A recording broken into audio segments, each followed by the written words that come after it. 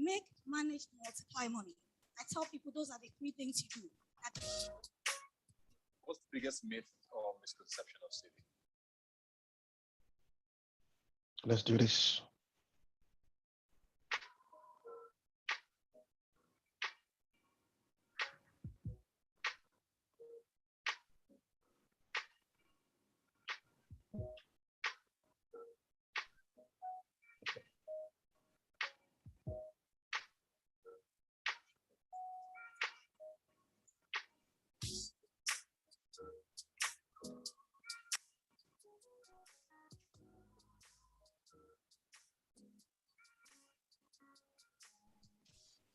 The better part of my career, I did not have a clue about how to manage my finances. So when I found my balance, when I found my financial rhythm, I took it upon myself to teach people from my experiences. So make, manage, multiply money. I tell people those are the three things you do. What's the biggest myth or misconception of savings? I'm not making enough. Yeah, that's what I hear all the time. More often than not, it's about cultivating the right habits. You see, those who suddenly, so to say, stumble into money, ask them.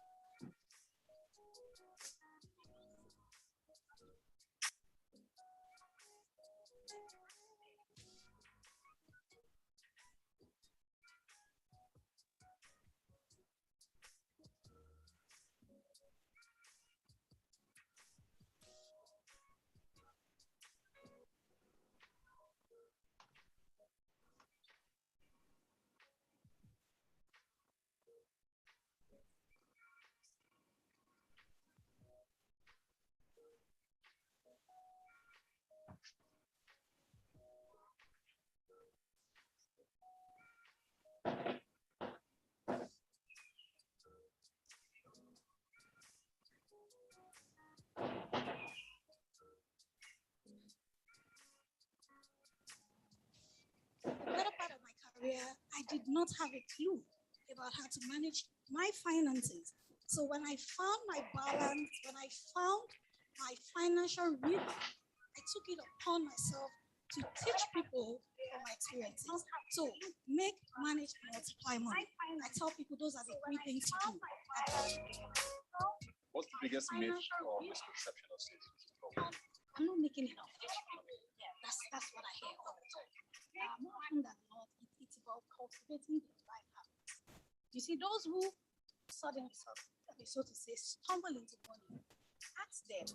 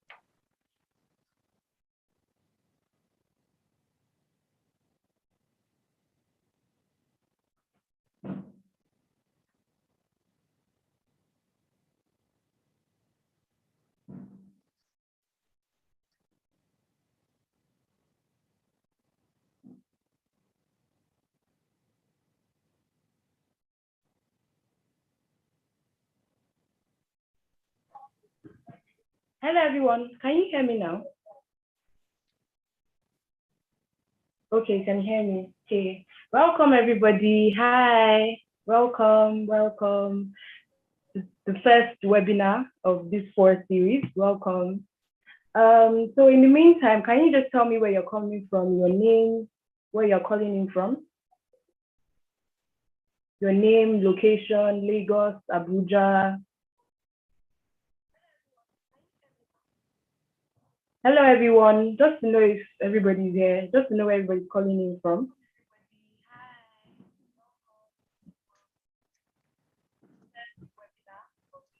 I can't see anything coming in. What people are on this call? Are people on Zoom or on YouTube?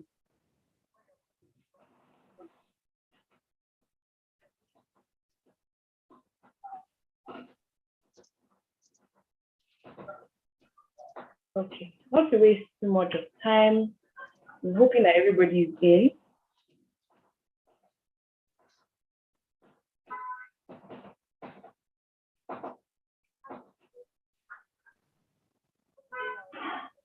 Okay, I can see most people are on YouTube. Okay, so in the few minutes before we start, you can still send the link to your friends to watch. Let's gather as much people as we can into this webinar, because I'm telling you, it's going to be an amazing webinar. I promise you that. We have Coach Sola on the call, ready for the webinar as well.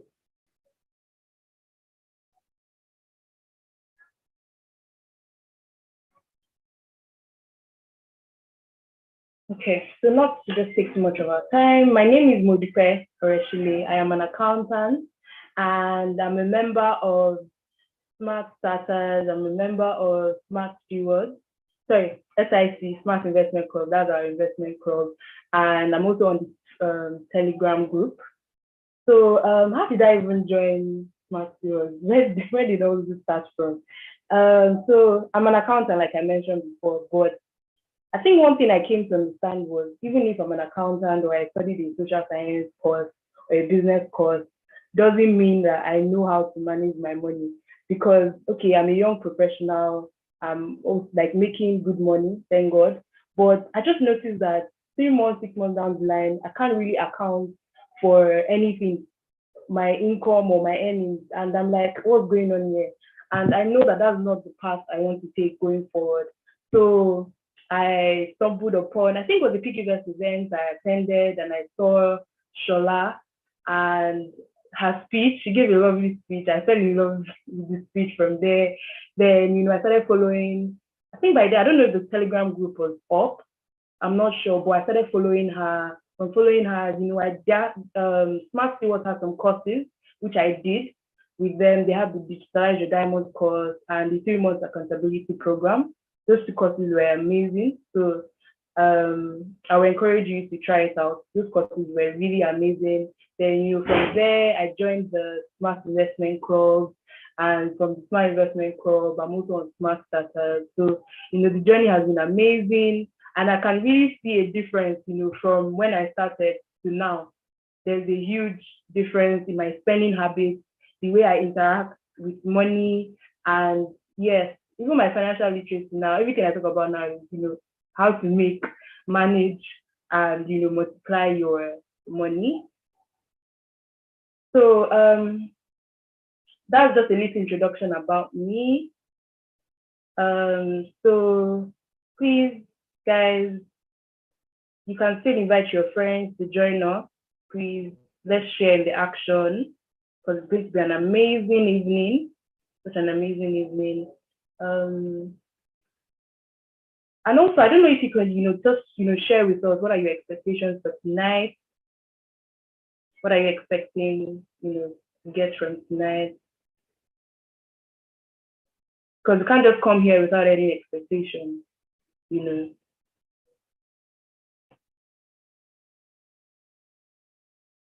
I hope you're also in a quiet place where there are no distractions. You have your pen, paper, jotter, water, because it's going to be very intense this night. We can't leave here without writing things down.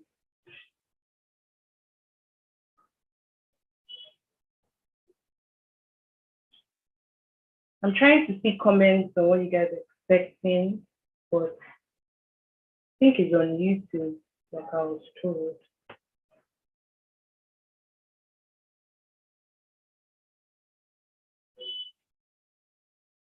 I don't know if are people commenting, and I'm just the only one that can't see. Okay, so let's get into today's business. So I'm going to bring up somebody that we all know. Within the Smart Stewards team, they call her Coach Eso, but we know her as Sola Adesakin. She's a personal and business finance coach. She has 4 accounting qualifications. she has 20 years hands-on experience with accounting, and she's passionate about helping people to manage money. I think that's her like motto. Everywhere she goes, make, manage, and multiply money. And she's in charge of the smart stewards that has a smart investment called Smart Starters that has helped from over 30 countries. And yeah, it's amazing. So let me bring her up. Let me go on mute. I know you guys are tired of hearing my voice. Let me go off mute and let her come in and start this lovely evening.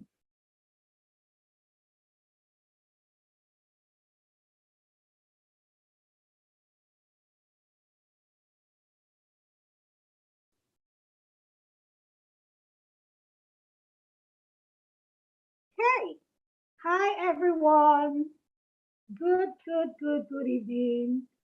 Please confirm you can hear me. I am so glad to be here. Can anyone hear me and see me? Can you see my pretty face? Yes. Please Yes. let me know if you can hear me and see my pretty face. I am excited to be here, and tonight I can bet for sure that we'll be having an amazing time. We are going to be talking about how you can gas up your financial future in your 20s. So honestly, to be honest, I am really jealous. I wish I could be back in my 20s. Like, I wish I could just, rewind and take back, time to that time when I was in my 20s. Okay, so I am glad to be here. We have a lot of learning to do. Trust me, I want to appeal to you. Pick your pen, pick your diary, take a cup of water, take your duvet. Now, share the link from YouTube, share the link in your WhatsApp groups, on Telegram groups. Just, take a snapshot of my lovely picture, put it on your stories on Instagram, tag me. I'm going to repost all the tags. Send me a DM, tag me at Sola Adesakin, tag at Smart Stewards. We're about to start, and we are going to be flying so high tonight. The altitude is going to be really high. Okay, I have been reading the chat, and I see that a lot of people are watching this from so many places. Honestly, I am delighted to be here, and I know that we will be having a really amazing time. So before I go into my presentation, I just want to see some of the comments. Yes. Oluwakorede Odesoya, nice to see you. Agbenike, nice to see you. Chisholm, yes. Oribayo, peace.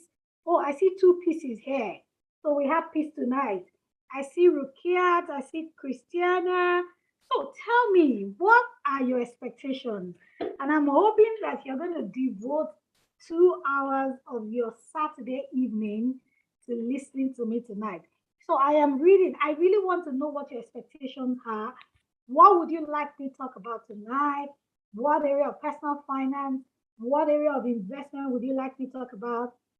Hit me in the comments. I am reading the comments on YouTube as well. So just hit me in the comments and tell me the things you would like for me to share.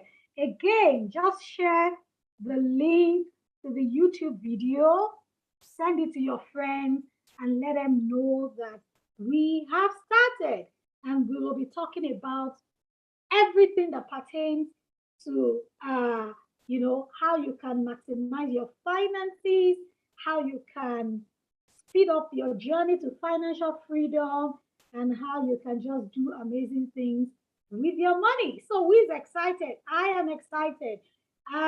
Please tell your friends about this meeting. I will just do a bit of intros about myself, and then we will continue. Again, take a snapshot of this YouTube video.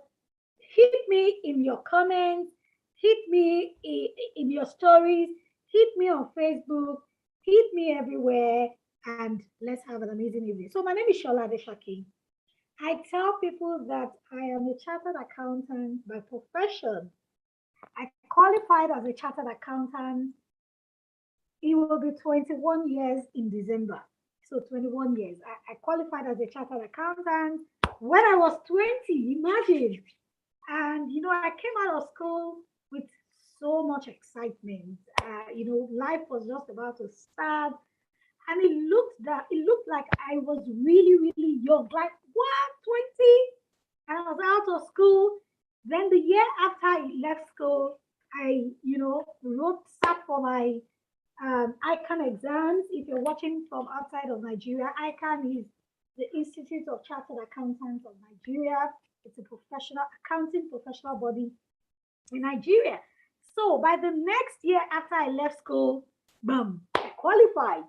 So life was looking really, really interesting. And so I tell people I'm a chartered accountant by profession. About 5 years after my first professional qualification, I got another professional qualification. So I am going to bear it all to you today. I'm going to be sharing a few things that I have never shared with people. Okay. So I started my career with a polytechnic degree, what you call HND, Higher National Diploma, because I couldn't get um, admission. I wanted to go into OAU, Obafemi University, to study accounting. And, they only got me an admission for, I think, demography and social something, I can't remember the name. And I insisted that if it wasn't accounting, it wasn't going to be anything else. So I went back to the Polytechnic where I did my OND and I finished my HND. So it was after then I qualified. But back in those days, to be honest, I don't know if that still applies these days. In those days, there was this discrimination. So if you had HND, you would look like, or it looked like you were a second class citizen. Now tell me, does that still happen these days? So back then, I was like, even though I got an HND degree, I was still going to go back to school and just make up for it and get like a BSc. So that led me into getting my ACCA qualification. Now, ACCA is the Association of Chartered Certified Accountants in the UK.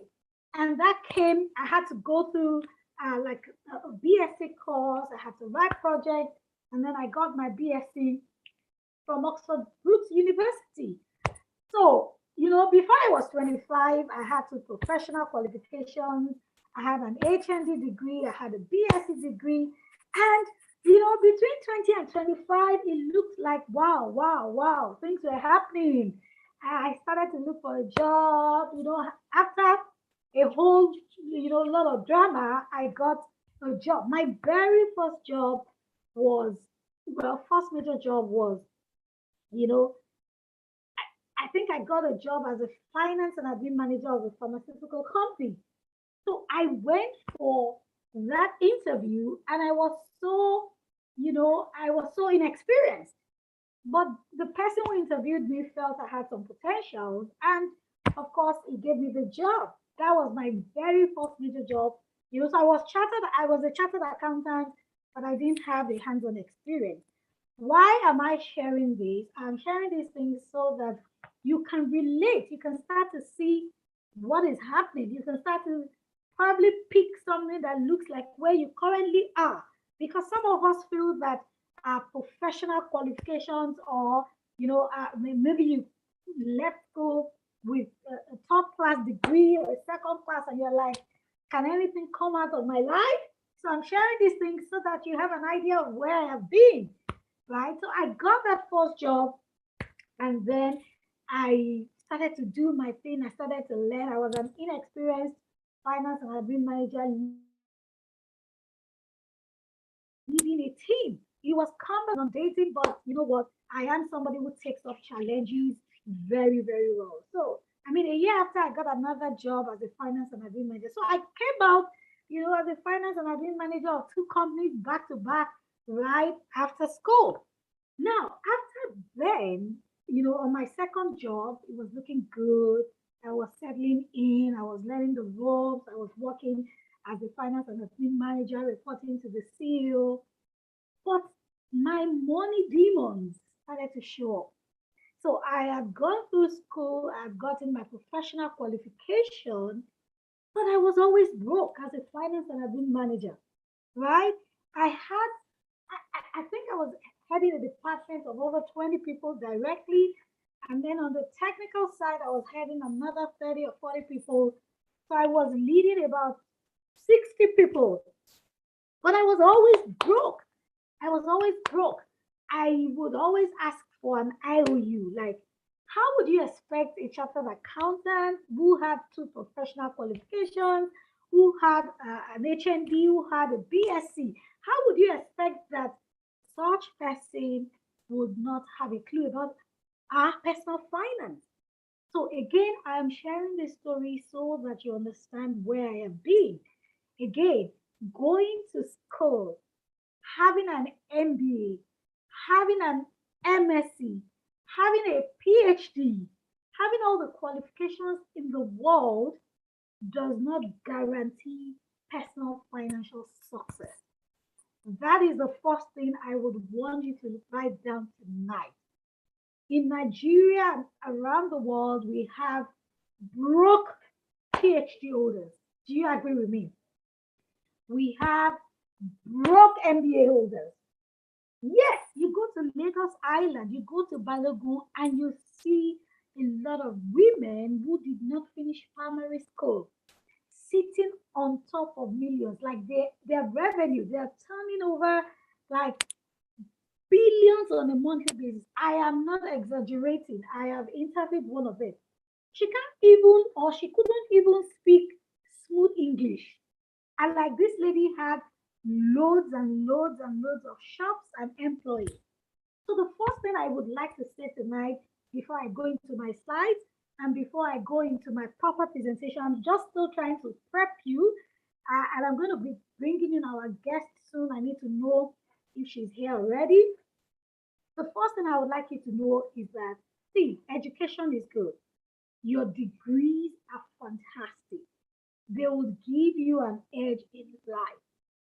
But if you want a headway with your finances, if you want to build true wealth, you need to embrace financial literacy. If you have followed me for a while, you would have heard me say that time and again. But that's not even what I'm going to be talking about tonight, right? Yes, but I mean, it could serve as a foundation. Like you must have, a good grip on your finances by embracing financial literacy. As I'm talking right now, remember the story of Mark Zuckerberg. Was it Mark or Bill? Which of them did not finish school? Now, I'm not saying drop out of school. I'm not saying don't go to school. I'm not saying don't finish school. But I am just saying that in the world of personal finance, the dynamics are different. You need financial literacy.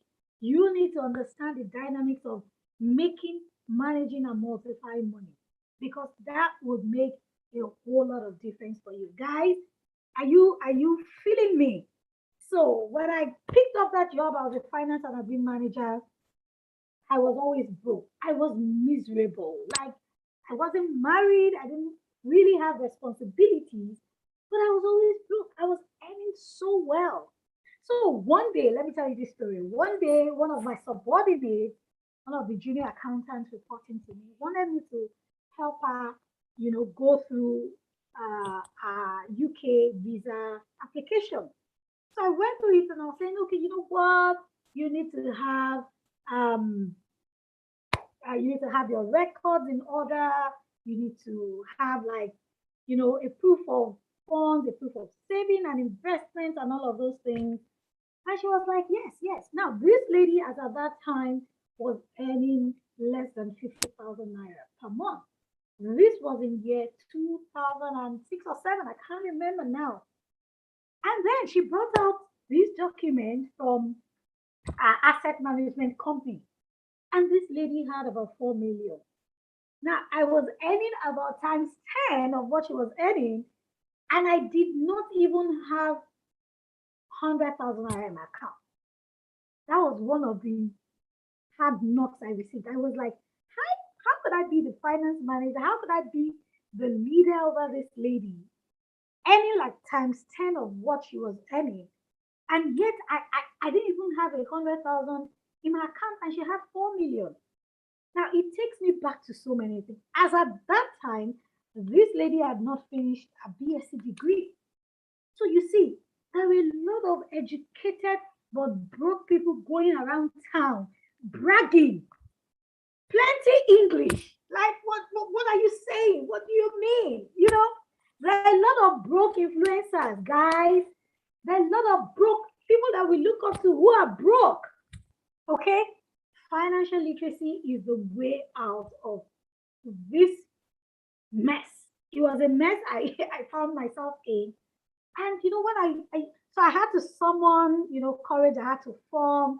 I helped her through that application. And of course, she got the visa. But I thought about it. I mean, yeah, it was two qualifications as I then professional qualifications and a whole lot. And I didn't have a clue about my finances. Now, if you ask me if I could take back the hand of time to my 20s, what are some of the things I would have done differently? I will be sharing my slides, but let me not jump the gun. Let me just, if I knew what I know now then, well, I would have saved more, right? I would have read more books. A friend of mine told me this morning, we were exchanging notes, and she said, Shola, your learning appetite is incredible. Like, I'm doing like 4 courses at the same time. But back then, it was just jolly with my qualifications. If there was a sale on BA of Virgin Nigeria, I was out of the country. Bam, 3 days in London, 5 days in America. That was the way I thought, we could enjoy life. And in one of the emails I sent during the week, I shared my story that I think it was in 2007. I got a windfall. I referred somebody for a job, and I didn't even know the job went through because the person that gave them the job passed on during the project. And then she said, no, the job did go through. And, to appreciate you, this is what, will be giving you. And it was a 7-digit figure. I was just 27. I was like, what? And then I paid my rent. I was moving out of home then. And I was just, doing big scales. I took a couple of my friends out for lunch. We were just having fun. In retrospect, about 5 years ago, I stumbled on, the spreadsheet that I used to record, that how I spent that funds. And it was a shame, but you know what? Now that we know, we do better, you see. So what am I saying? You are in your 20s. I am really excited about this session. I'm going to be having sessions all through this month. Next week, we'll be having the 30s. The week after, we're having the 40s. And then, well, you guys, you are the game changers. You guys, I love you with all of my heart. And I'm hoping that, with all of the things we'll be sharing tonight, you will have a lot of light up moments. You will buy me cars this decade because these things would work for you. In 5 years, in 6 years, you will come back to say, Coach Shola, thank you. Thank you. You see. Okay, so I have not even started sharing my slides. I've just been giving you intros. I see that our guest has come. I'm going to introduce her in a bit. Once she's done with us, I will be sharing our slides. You do not want to go anywhere because what I'll be sharing tonight will revolutionize your finances. What I'll be sharing with you tonight, you will thank me and thank me and thank me and thank me, time and again. So again, copy the YouTube link, share amongst your friends, share on your WhatsApp group, share everywhere, put it on your status, screen grab, and tag me and Smart Steward.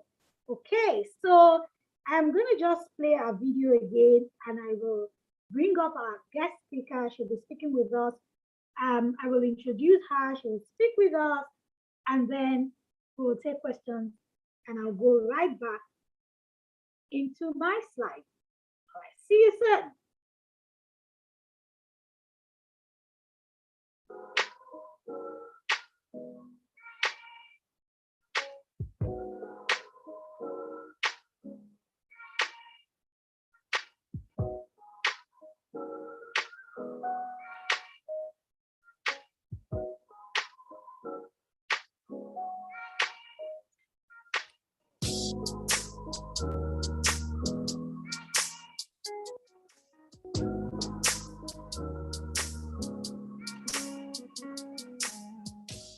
For a better part of my career, I did not have a clue about how to manage my finances.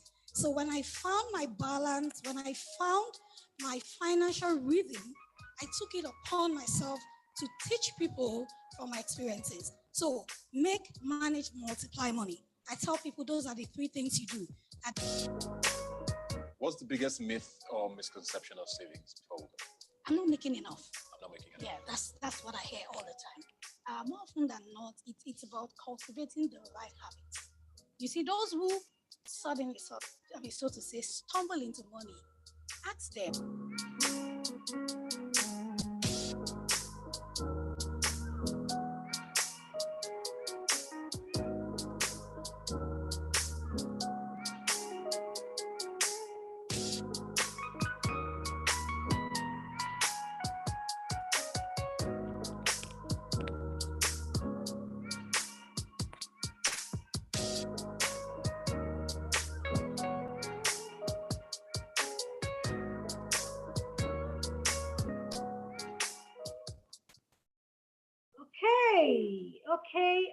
Okay. So I have got our guest here. I'm just going to introduce her, and then we will have a question and answer, like an interactive session, and I will go back into my presentation.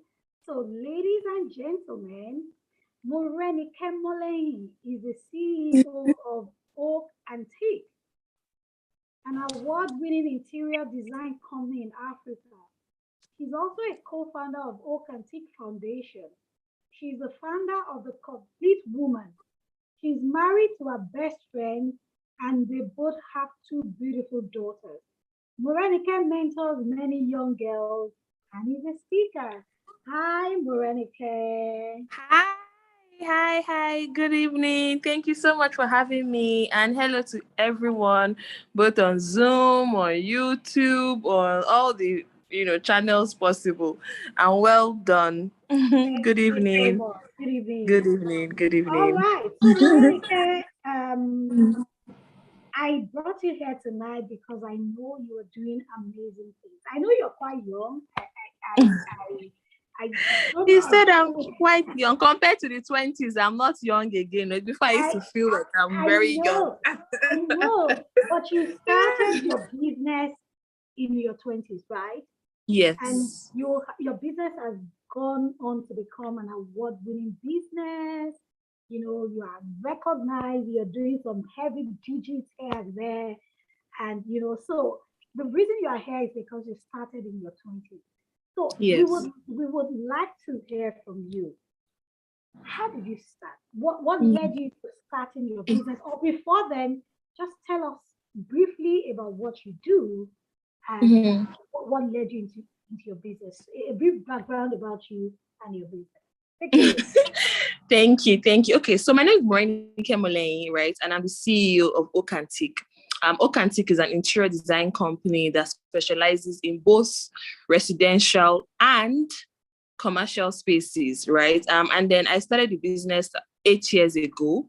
Or let me say I started the company 8 years ago. Within 8 years, we've been able to serve over 300 clients, right? We ranges within Nigeria, outside Nigeria, Dubai, Rwanda, Ghana, and then some, in the States as well. Hello, can you hear me? I feel like I'm just seeing only my face. Yes, we can hear you. Go ahead. Oh, okay. Amazing. Yeah. So I started the company when I was 23. And it wasn't, I think before that time, I did not even know that I was going to be doing interior design. So I just come back from my master's, and I just gotten married. I got married really early. I got married at 22. And at the time, I wanted to just work in like a consulting firm because I have 2 degrees in mathematics, right? And I came back home and, so I got married, and then I did up my space at the time. And then everyone will always come in and say, oh, wow, your house is so nice. Your house is so nice. Your house is beautiful. I really like the ambience and everything. And I'm like, thank you very much, And so I think that's one of the key things that I would also like to just, at least for someone to pick here. There are some people that, they're telling you that, oh, wow, you bake so good, you cook so well, you dress so good. Yes, not everything might be turned into business, but begin to just hear what they are saying and then, begin to see how maybe you can monetize, and if it doesn't work, right? So at the time, my husband said, you know what, Rennie, why don't you just start this as a business? I'm like, me, business, okay. I'm not called for this business life, or not at all. Like, I'm a career girl. I just want to, climb the career ladder and just, retire and enjoy my life with my family members. And it's not, there's nothing bad, if you're a career person. Obviously, like, ambitions are different. Now I'm even a career lady, even though I own a company. I would say I'm also a career lady as well. And so he said, what's the worst that can happen, right? You start it, maybe 1 year, 2 years, if you feel like it's not something that you really, really want to continue, then at least you know that you have tried, right? I said, okay. I think that it scammed me with that because it was almost like, okay, no problem. Now let me just, how a child, when they put a child on a table and then the father says, oh yeah, just jump down. And because you know that your father will catch you, you just jump. So that's how I just carelessly just say, okay, no problem, no wala. If anything happens, I will continue. I already have a 9 to 5 because I had a 9 to 5, right? At the time. And so that was how the business started. So in my mind, I was thinking, worst case, 6 months, if I'm not really into it, I would, do something else. And, 8 years down the line, right? We are still here, thriving, growing every year, to the glory of God. So yes, that's how I started. And that's how, I found myself here. I love it. I love it. So, your house was always looking really nice. Mm-hmm. People started to say, why don't you? Exactly. So you started in your 20s. What were some of the, beyond the immediate and initial fears? What were some of those things that you encountered in terms of challenges? Now, the reason I'm asking this is because predominantly the people that are watching this webinar tonight are in their 20s. Mm-hmm. When I was in my 20s, I didn't think about business. And to be honest, for like 10 years after I left school at 20, I kept saying, I am not cut out for business. My strength is in my brain. I'm a very intelligent person. And you know what? I kept saying I'm not cut out for business. Now, today, 21 years after, I am doing business and I am enjoying myself and I'm, looking forward to so many things ahead. Now, from your own point of view, what are some of those things that are likely, to hinder or to prevent people from really scaling their passion or monetizing their passion? So, we're still going to come back to what people can do, how they can make money and all of that. But from your own experiences, so your husband encouraged you married early. Now, some people are not married. Some people just have parents who would say, you talk too much, or you're always cooking too much. And, these people feel that this is something I think I can scale and monetize.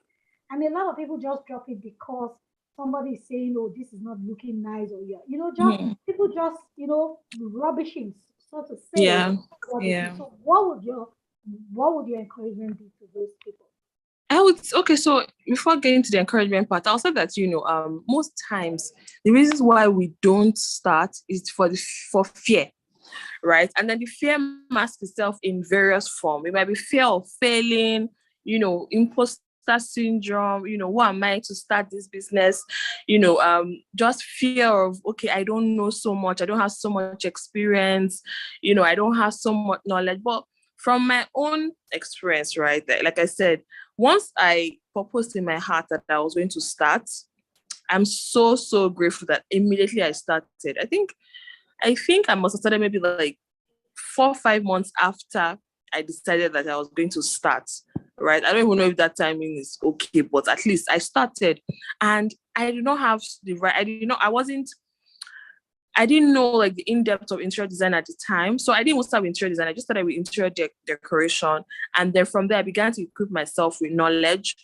So that's one thing, right? So if you know that, so, and some people actually know everything. And some people actually have like, or at the time, they had like certificates in interior design from like Italy, from, the best interior design schools in the world. But they also have like the fear of starting, or the fear of, okay, everything needs to be perfect before I start. And which, it can be good, but it also has its own disadvantages, right? So I just decided that, what, if I'm not careful, 1 year, 2 years, 5 years down the line, I will not have started. I'll just keep giving myself excuses. What's the worst that can happen, right? So you start.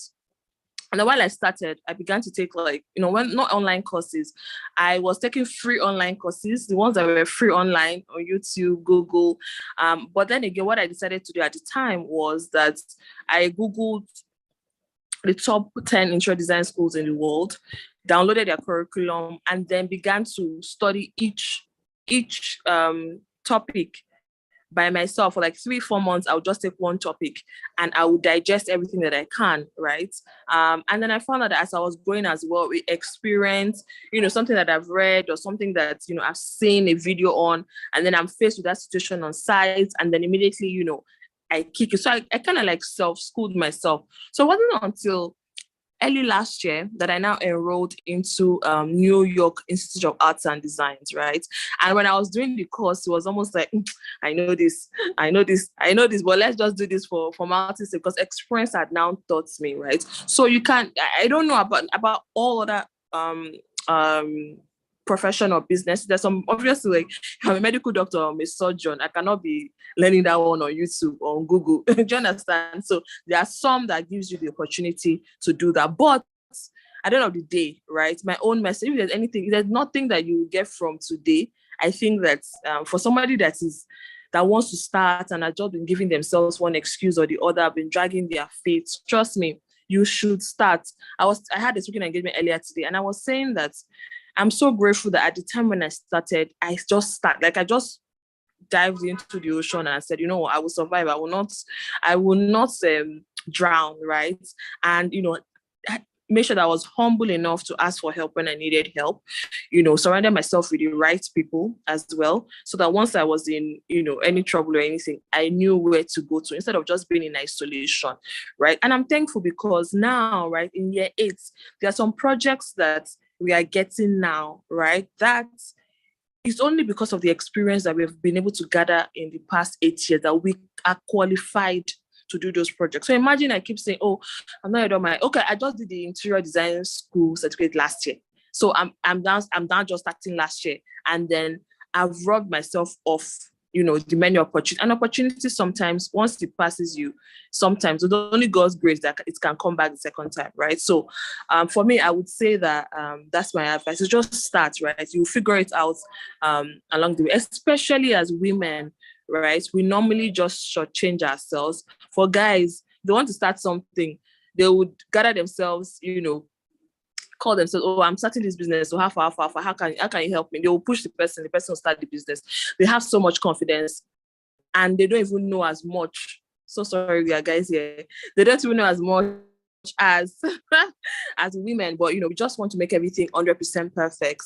And sometimes it just doesn't work like that, right? I don't know if I've answered your question though. Oh, yes, you have. I mean, this is so amazing. I heard you clearly. You said that you just started and then you got the necessary qualifications along the line. Yeah. Now, that brings me to the next question. Was money ever an issue for you along the line? Like having to wait to have so much money before you started? Was money an issue at all? Or did you have enough resources to get you started already? Okay, so when I was starting, no, money wasn't, right. Like I didn't need to have like some capital somewhere, and even I was already proposing in my heart that even if I needed capital of some sort, somehow I would not also allow it to hinder me. But I remember that when I started, I was already doing like curtains for people, doing throw pillows, doing like small jobs here and there. Again, I remember I had a 9 to 5, and in fact, I even worked. So I started business in 2013. I worked till 2017, 4 years actually. Yeah, almost 5 years actually. I was still working. In fact, I'd even employed somebody while I was working. I employed two people while I was working. It was when the thing was choking me. I knew that yes, it was time to go. But before then, the year before, I actually wanted to leave. But then I was advised that, what, don't leave yet, even though it seems like you're ready to leave, but still get as much information or experience as you can. So anyway, going back to that, when I wanted to do, I decided that, what, say about 8 months, 1 year, another level. And so what I did was my daughter's baby time. And so I did up the room, photographer, took the pictures, and then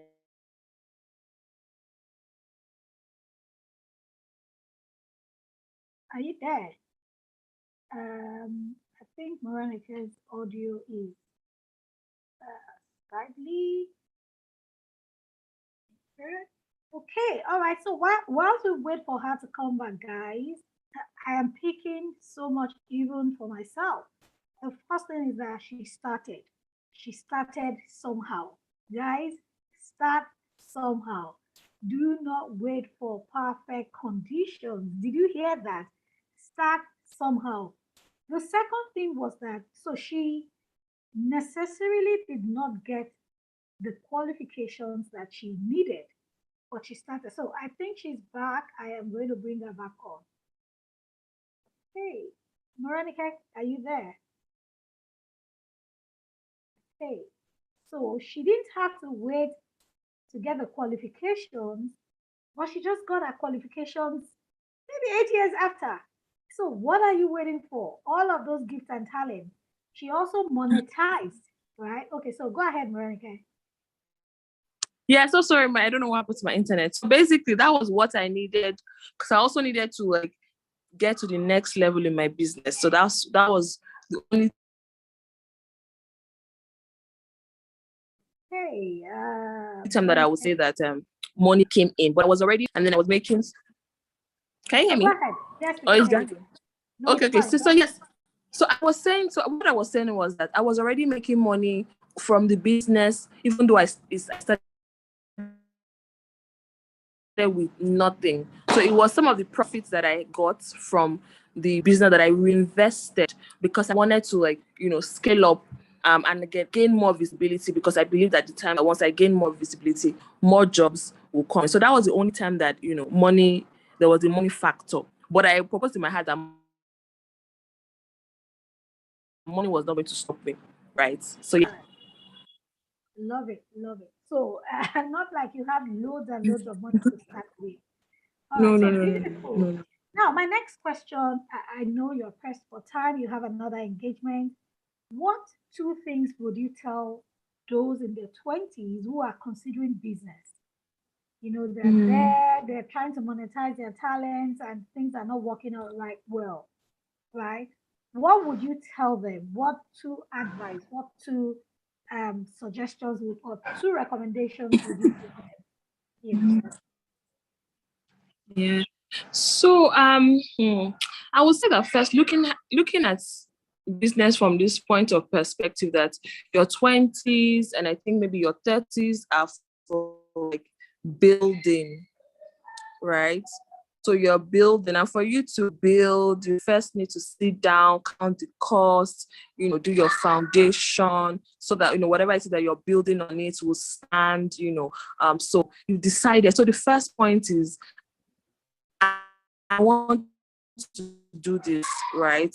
Decide that you're going to do that. Now, what is your goal? Like, sitting down.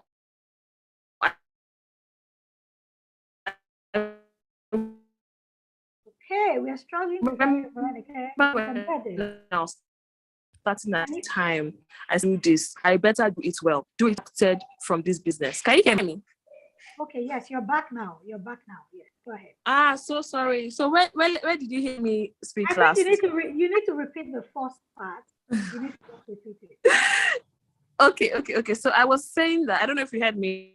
I was saying that first of all, like sitting down, counting the costs, like someone that wants to build a house, like your 20s, 30s are for building, right? So building, again, it depends on what your goal is. For me, my goal is to leave like a legacy, where, my children, my grandchildren, great grandchildren, they would meet this company. And so I first had to sit down, think about where the business will be in 5 years' time, in 10 years' time, in 20 years' time. For some people, it might be overwhelming. So you might not want to go that far, but at least even if it's just a one-liner or a two-liner, and then as you go, right, it becomes a vision and, it becomes clearer to you. So, but I would say that, you should start, arm yourself, with the right information, knowledge, so that when imposter syndrome comes, or when, you have those days where it seems like you cannot even, I can't do this. Like, I think for the first time last year, I was like, you know what? I think I just want to be a housewife because this wahala is too much. But I know the husband that I married will say, no, madam, you have entered this. You need to continue. We are behind you. We are supporting you. So yes, there will be days like that, right? But you just know that this, like I always tell myself, this too shall pass, right? This too shall pass. The challenges that I was facing in year 1 are not the challenges that I'm facing in year 8. And I know that they will not be the challenges that I'll face in year 20. So as I am growing, my skin is getting thicker. And so this is just an advice, right? Knowing that, say, look, don't worry. Like, everybody has their own challenges. Everybody, has their own stories. But then at the end of the day, when you're looking back, right, you will just smile and then it's sweet to hear. So I would say that, start. That's one. Then two, I said that, your 20s is for building, but then consciously as well, begin at the back of your mind, begin to find ways to, invest your money, right? And that's why you are here. And I know that you teach us and all of that. Practice delayed gratification. There were so many times where, a client to give us one big money at the time, or maybe our profits was maybe like 500,000 back then, like 7 years ago. In my mind, can you hear me? Yes. Yeah. Imagine if that 500K, just say, what, let me go and use it to buy woman hair. Let me go and use it to buy the latest BlackBerry. Who remembers BlackBerry? You remember BlackBerry? Like, it's no longer in, but then, so small. So at the time, I would just put money aside. I had like this principle, no matter what, at the beginning of the year and at the end of the year, this is how much savings you must have, and you cannot touch it. Even if you are running a project and the client is owing you money and you have the money to complete it, it's not for touching. Just imagine that you don't have it. And so I was able to build like that, and then now there's money to invest. In fact, some of the things that you see me flangering on, enjoying, is return on investment. Is monies that has already worked, the money that has worked for itself, and so you keep building and building. So I would say that practice delayed gratification, all these things, whatever it is that you want, it's always come, right? But you don't want to be under pressure to enjoy these things, right? You want it to come, and so that you enjoy it naturally and easily. So, for every entrepreneur that is here that's about to start, I just pray that, God grants you speed, God grants you the courage and the boldness to start. And as you start the business, right, ease upon that business in the mighty name of Jesus. Amen. I love that. Thank you so much. Thank you. Hello. Okay. You heard that part. Yes, I heard. Thank you so much, Veronica. I'll let you go now. I know you have another appointment, but trust me, this has been insightful for those who are watching. 2 things: start anyhow. Just start. In spite of the challenges, just start. And then the second thing, of course, would make me glad. She said, There's nothing, I wish I could come and use wheelbarrow to push you. and they're talking about you saving, what you make, not, spending everything. You said something very, very profound, like you have money available that you could use to execute the project, and the client hasn't paid. That money is not meant to be spent. Do you see? So the dynamics of finances in business also comes to play. And all I see is discipline.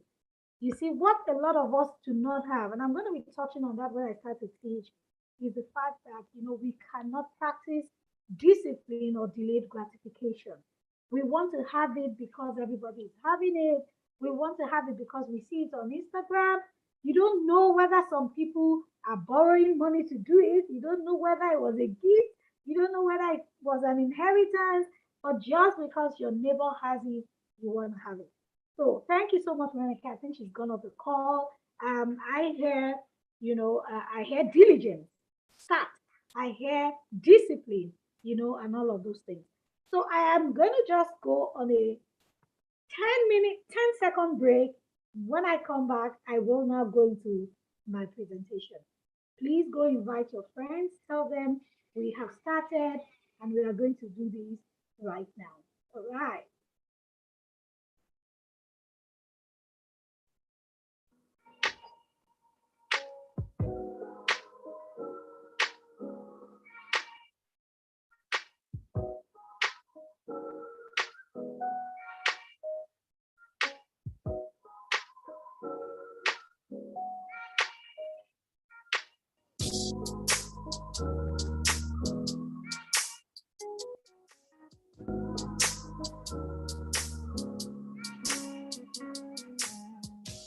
For a better part of my career, I did not have a clue about how to manage my finances.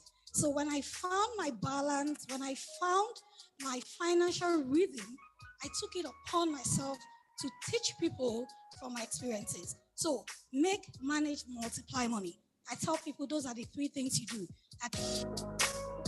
What's the biggest myth or misconception of savings? I'm not making enough. I'm not making enough. Yeah, that's what I hear all the time. More often than not, it's about cultivating the right habits. You see, those who suddenly, so to say, stumble into money, ask them.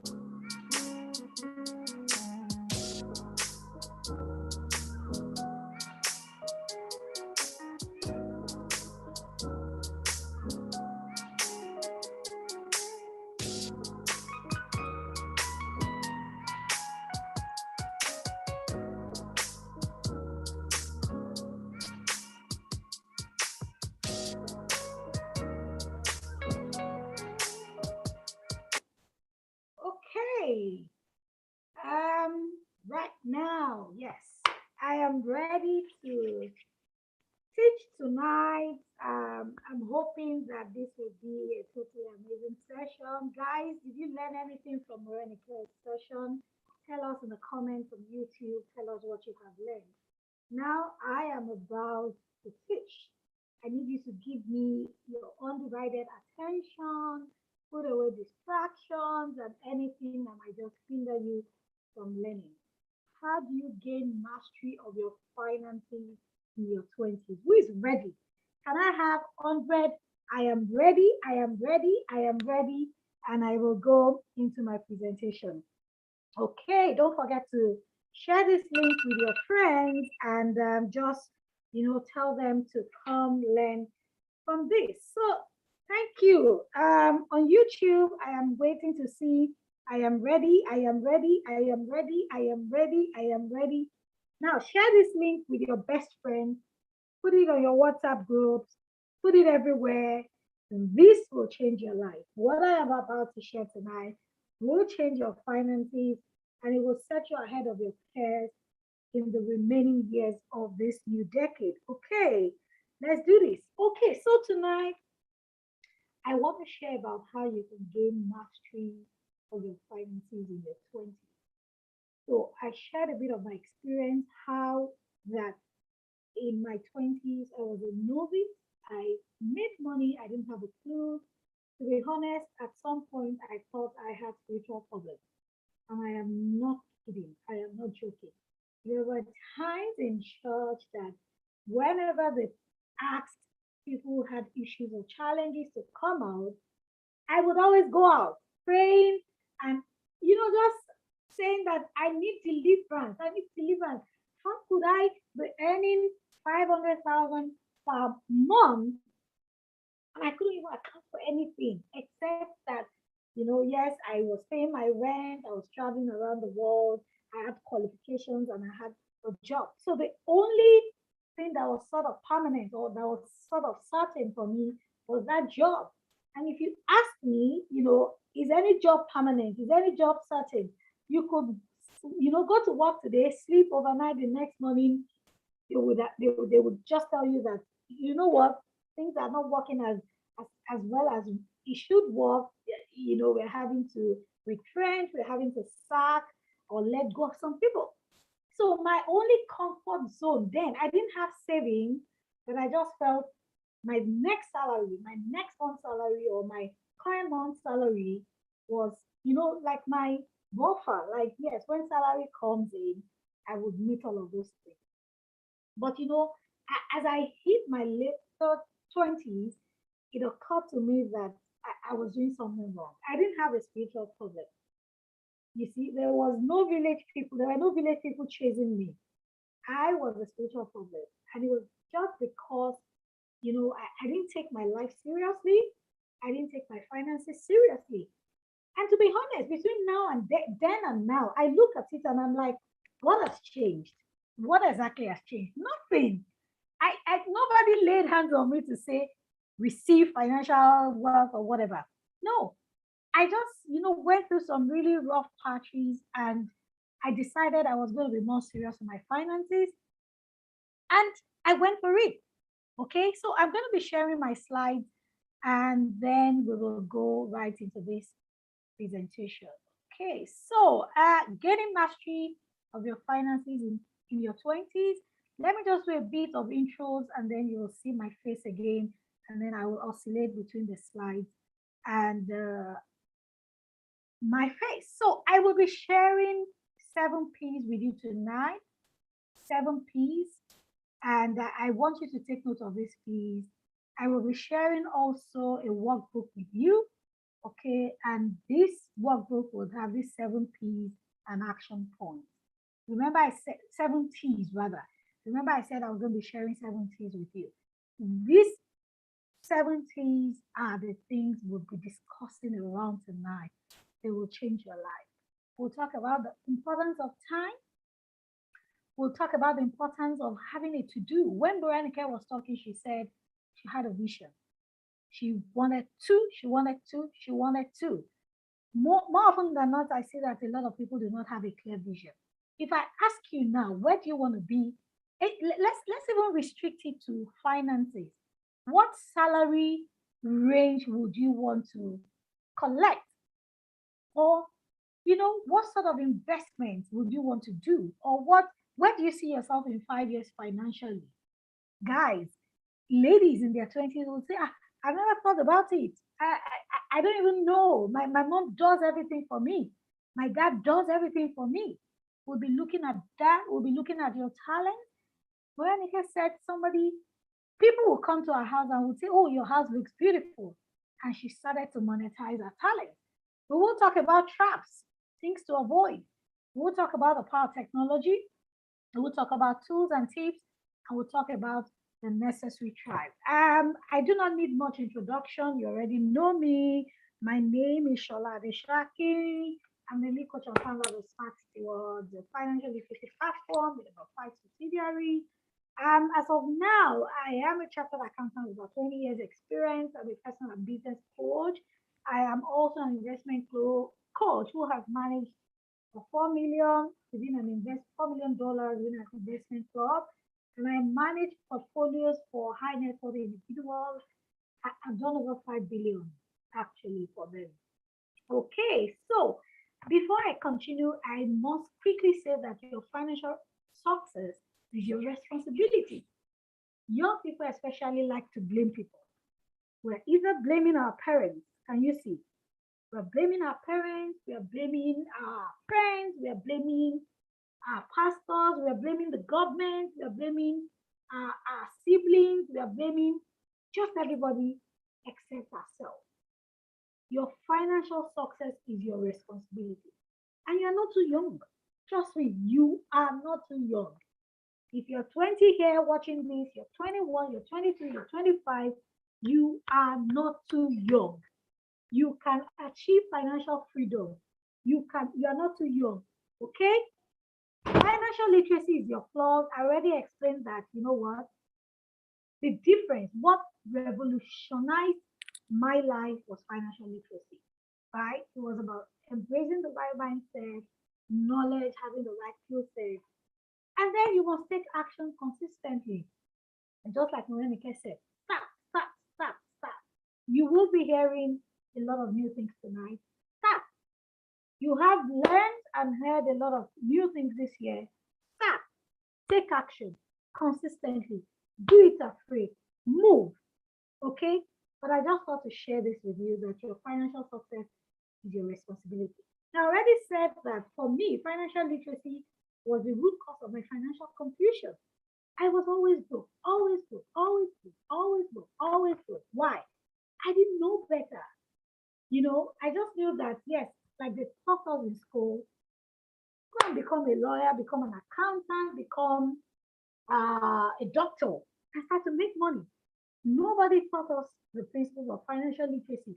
But for those who are in their 20s these days, I believe that, you know, financial literacy curriculum is being introduced in school. So congratulations, okay? But financial illiteracy is usually the root cause of confusion. So can you hear me?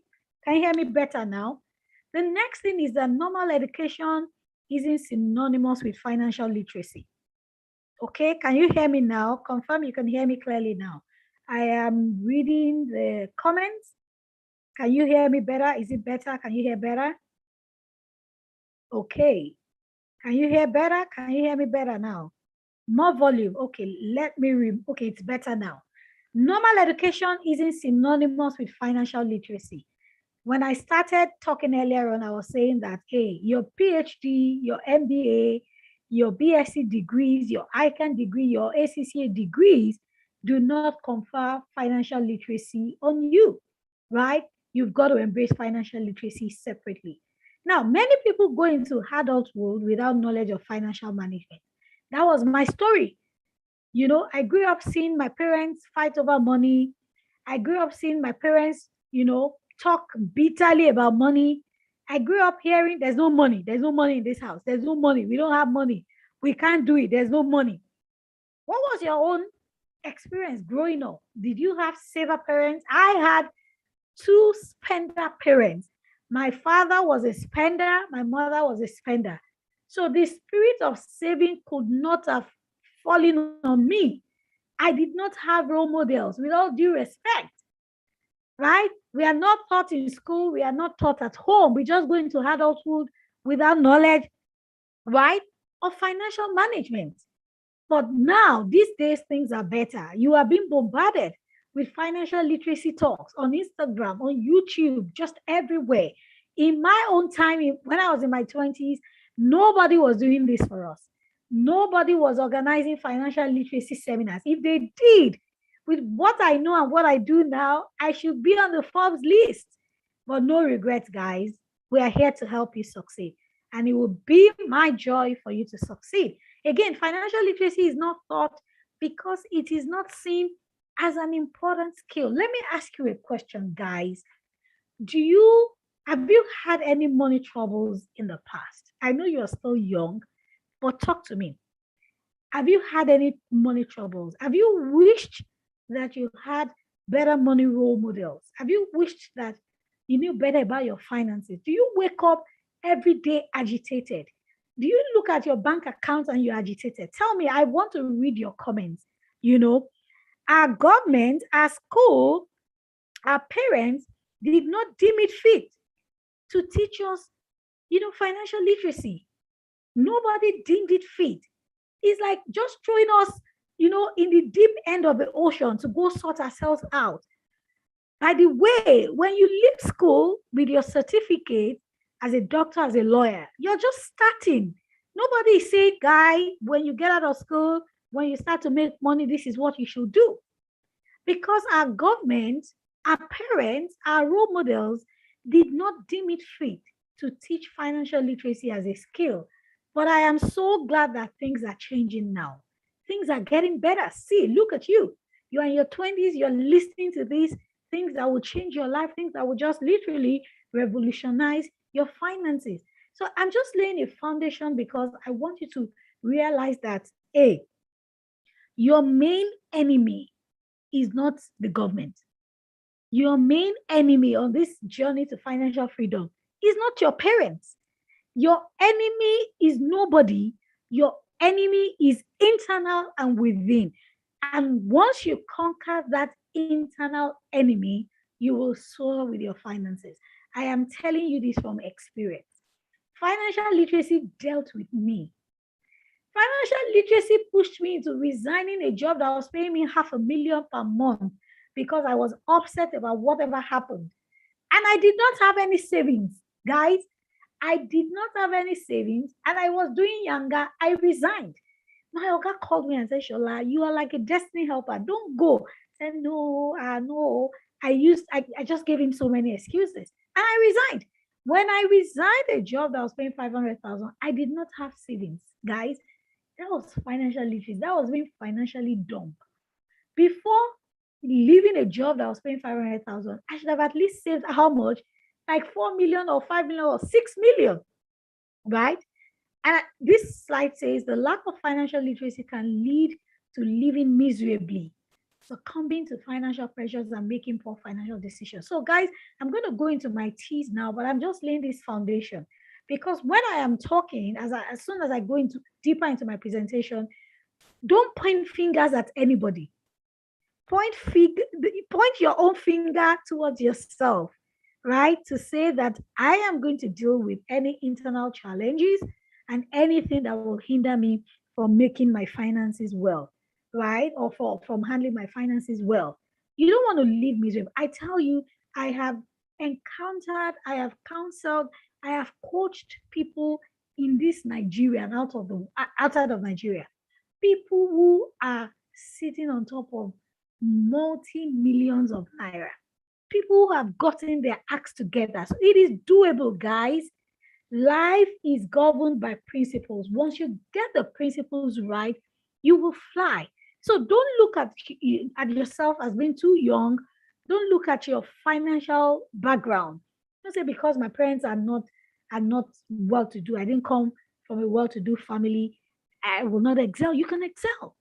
You know, you can leverage, you can lean and glean from the experiences of people. In Nigeria, there are people in their 20s who are multi-millionaires.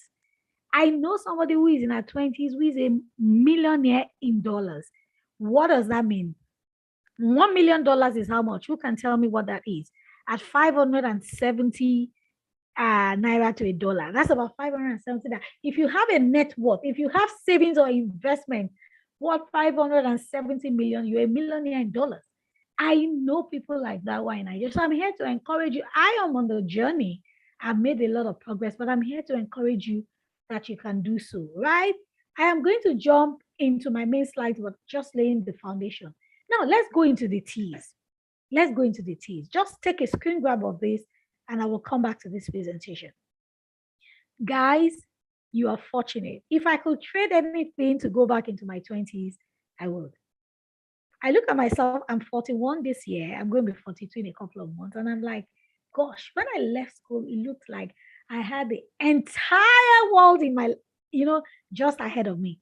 I thought that, well, yes, at 21, I'm going to do this.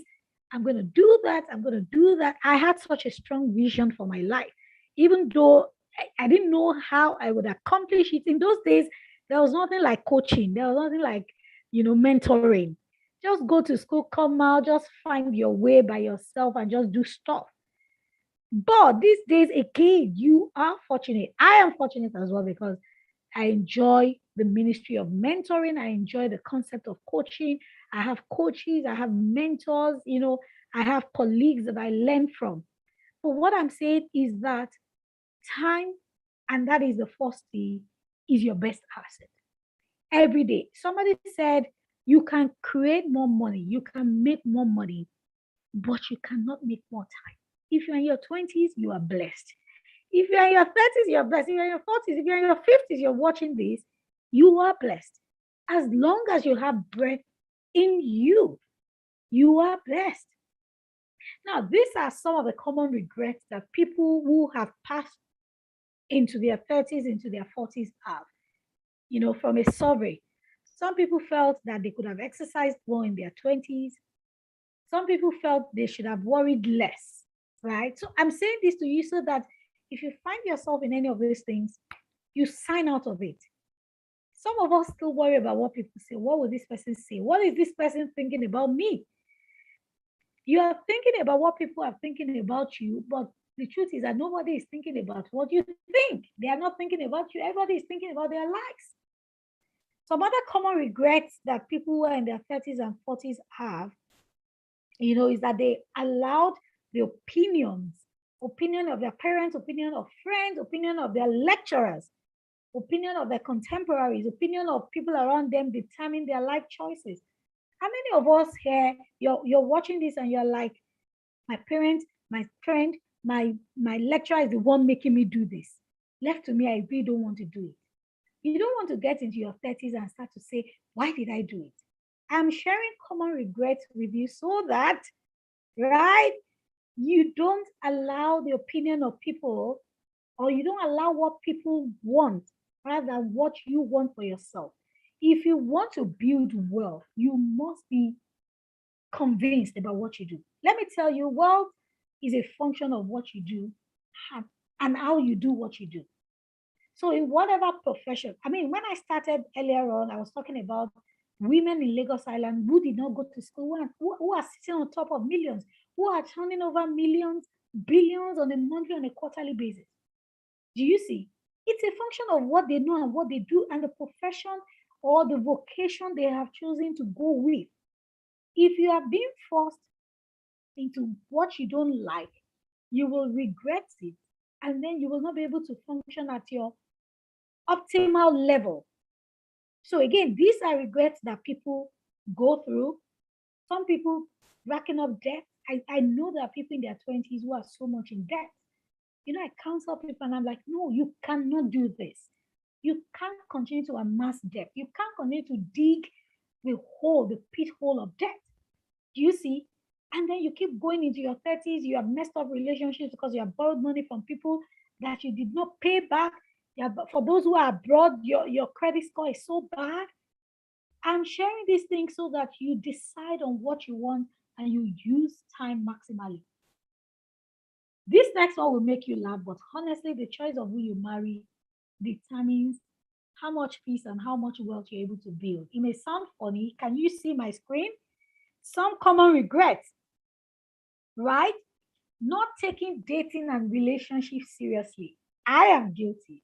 How many of you are like that? I was guilty. When I was younger, in my 20s, I didn't take relationships or dating seriously. I am happy. I am very, very happily married. I'm glad right now, I'm thankful for my husband. He gives me peace. He allows me to do what I want to do. But I'm like, how come in my 20s? I didn't date in my 20s. I started dating in my early 30s. Imagine, right? So these are some of the regrets that people have. People in their 40s have, like, I should have dated earlier. Another regret that people have is not investing. I'm going to talk about the power of compound interest soon. But I tell you, if you start today, you have an edge over somebody who is in their 40s because time is on your side. Do you see? Okay, so as we go through these things, I am saying the first thing is maximize your time. Don't be bothered about what people say. Don't be bothered about what social media is saying. Don't be bothered about what people are doing around you. They're like, and we went to school together. You don't know what people are doing. You don't know what people are putting their hands into. You must be ready to embrace time, right? Another regret that people in their 40s, in their 30s, in their 50s have is that they did not travel the world. That one, I did. I do not have any regret. I traveled in my 20s. I enjoyed my life. We're going to be talking about another T that talks about the things that you should invest in. But traveling the world. Now, you may not even have a passport, you may not have a visa, but within Nigeria, I went to Olumo. I went around Nigeria. These days now, no time. I've got 3 boys. There's no time. If I want to travel now, I have to consider my family. I can't even say I want to go for 2 weeks. So yes, even if I go for 1 week, what happens to the children? Like they are good baggages, do you see? But in those single days, no cares, no worry. I stumble on a cheap BA flight, London, here I come. I will get to London, I will move from place to place. I will go from Bristol to Washington, to Manchester. From Manchester, go to Nottingham. From Nottingham, come back to central London. No cares. If I dare go to the UK today with my 3 boys, I am sure that I will be restricted to maybe just one place. I'll be like, I need help. So time is your best asset. And I'm going to show you very soon how you can use time to build wealth. I am saying that learn as much as you can starting now. Do those things that you love to do, the things that you desire. Do not succumb to pressure. Do not succumb to what people are saying. Do not succumb to what people are doing. And this day and age, social media makes it worse. Like the pressure is so insane. You open Instagram and everybody feels it. Forget it. You open Instagram, you see what somebody is doing, and you're like, and we went to school together and we are age mates. What am I doing with my life? Leave that out. If you continue to focus on those things, you will not maximize your time. So tell me about time. And then we will talk about the second thing. I'm going to stop sharing. I want to read your comments. What do you think you can do with your time? What other things do you think you can do?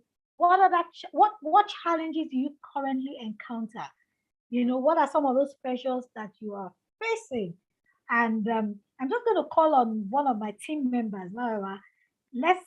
We call him Coach Mo. Before I go into my next team, did you, I mean, listening to me talk about some of these regrets that people in their 30s, 40s, 50s have, what would be one thing you will tell people in their 20s regarding, maximizing time?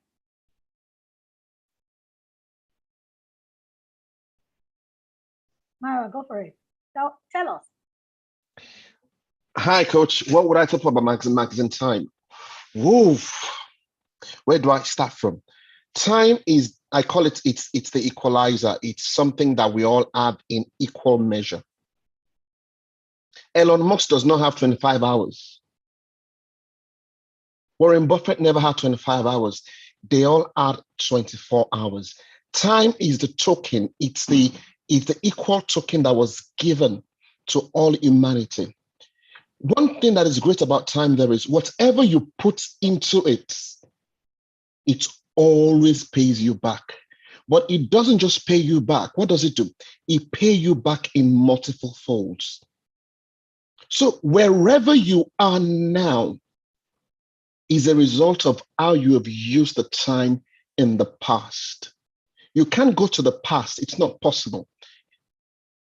But you always reap the rewards of what you've done with time in the past.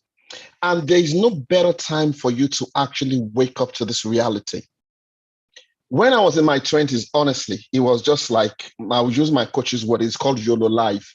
I didn't care about a thing. What I didn't know was in my 40s, I did reap those rewards. That's the way life is built. You would always reap what you sow. You will always reap it. And look at people like Mark Zuckerberg, all of us are making noise about it. But this guy's actually used his 20s doing something. If there's anything I will tell you in your 20s, stop playing around. Your 20s is not the time for you to feel cool. It's not the time for you to say, I've got the all time. No, your 20s are when you lay the foundation of your life. Whatever your life would be starts from now. Right. And there's something called, should I go into compound interest now, or do we come back to that later? We'll come back to that. Thank you. Thank you. All right, guys, you have that. You have that. Now I'm going to go into my next tea. I just want this to be a bit interactive so that I'm not just talking over your head. So time is your best asset. I see some of the comments. Somebody says that I would love to travel around the world. Lifestyle with Emmy, please go for it.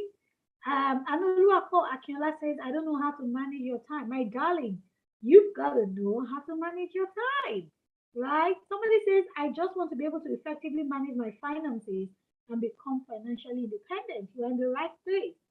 So maximize your time. I'm going to go into the next thing, and this is important.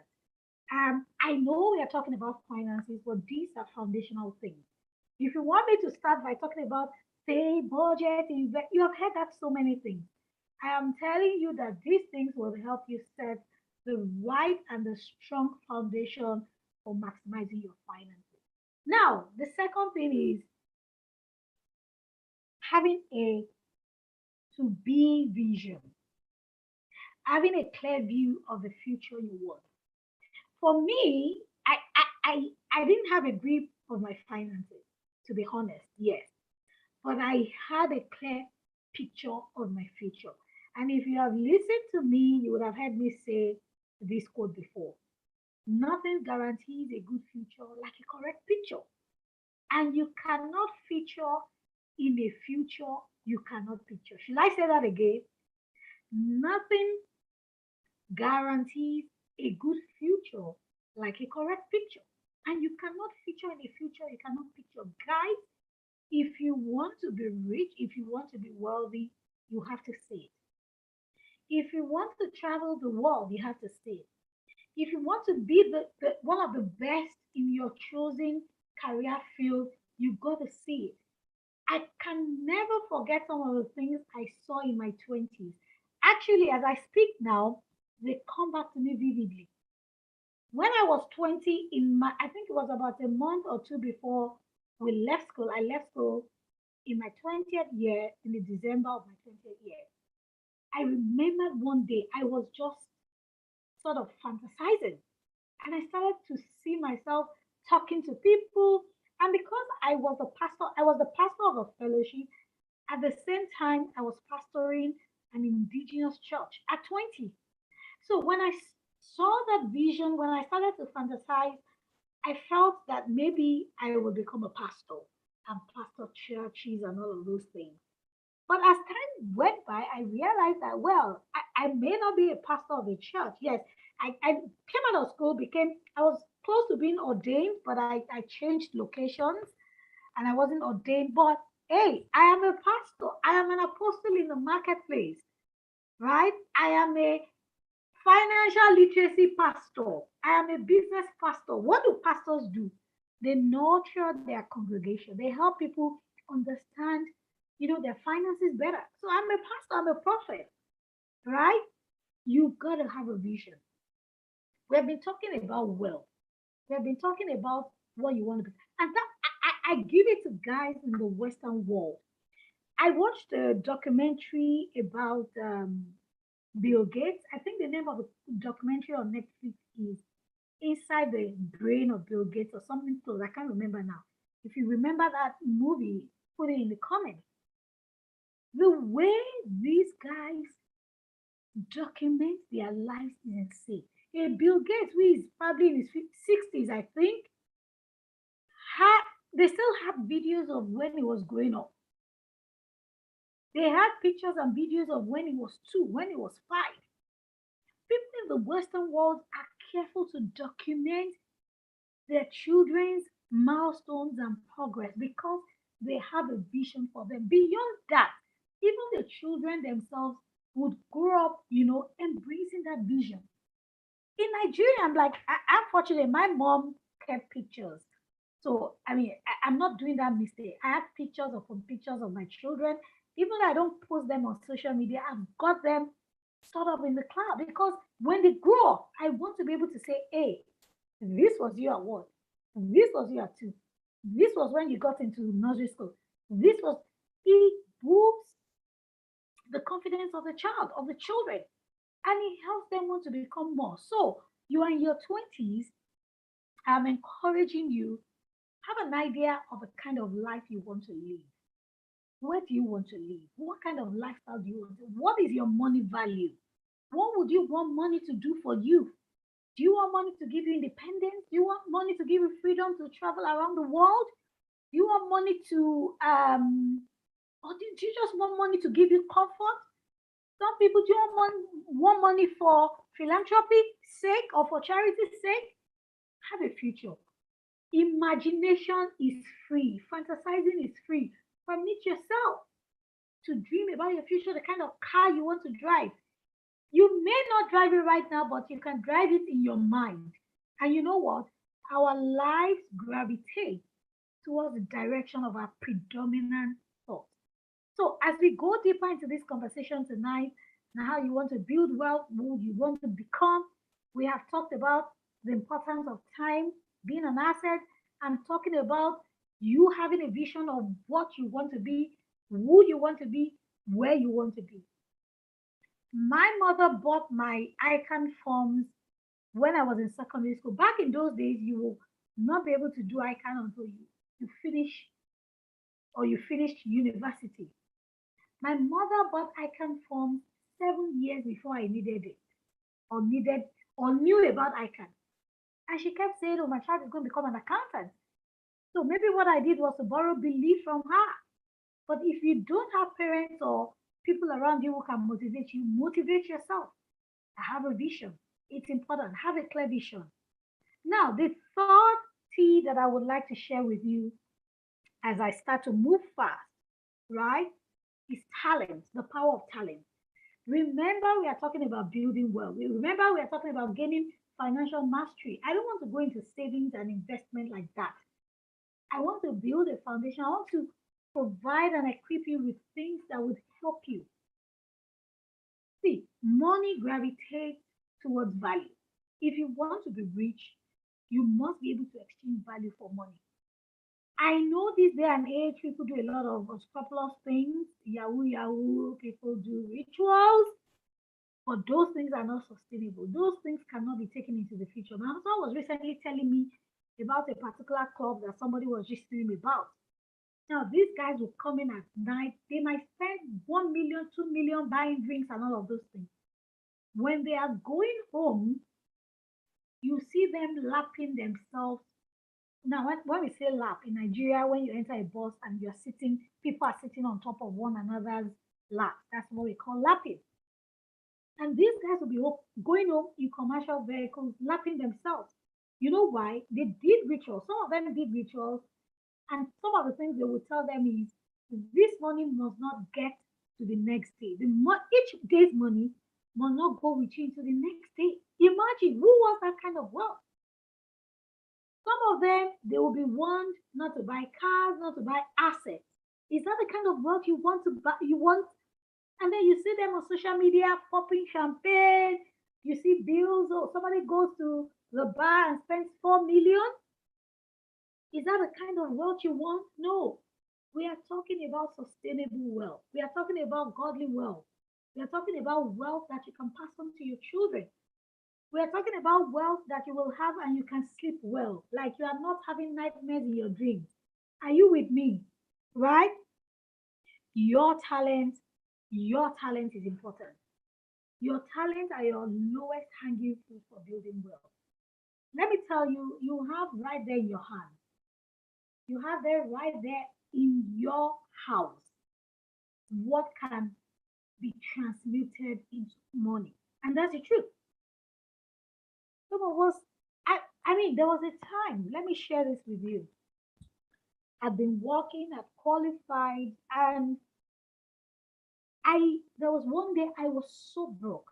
I was so broke that I looked around me and I'm like, what can I sell in my house? Like right now, what can I sell to get money? And I was miserable because I looked at it. All I had were just assets. Not assets now, but just maybe shoes and all of those. I didn't even have jewelry. I didn't even buy gold to show you how financially illiterate and irresponsible I was. But what changed? What has changed my life? My talents, my ability to write, my ability to talk, my ability to use my gift. Of course, I earned my skills. I got more qualifications. I developed myself. But my lowest hanging fruit was my talent, my ability, what I knew, what I learned from my experience. Are you with me? So if you are listening to me now, you are in your 20s and you are wondering, I do not know what to do with my life. Where do I start from? You have talent, and that is where you should start from.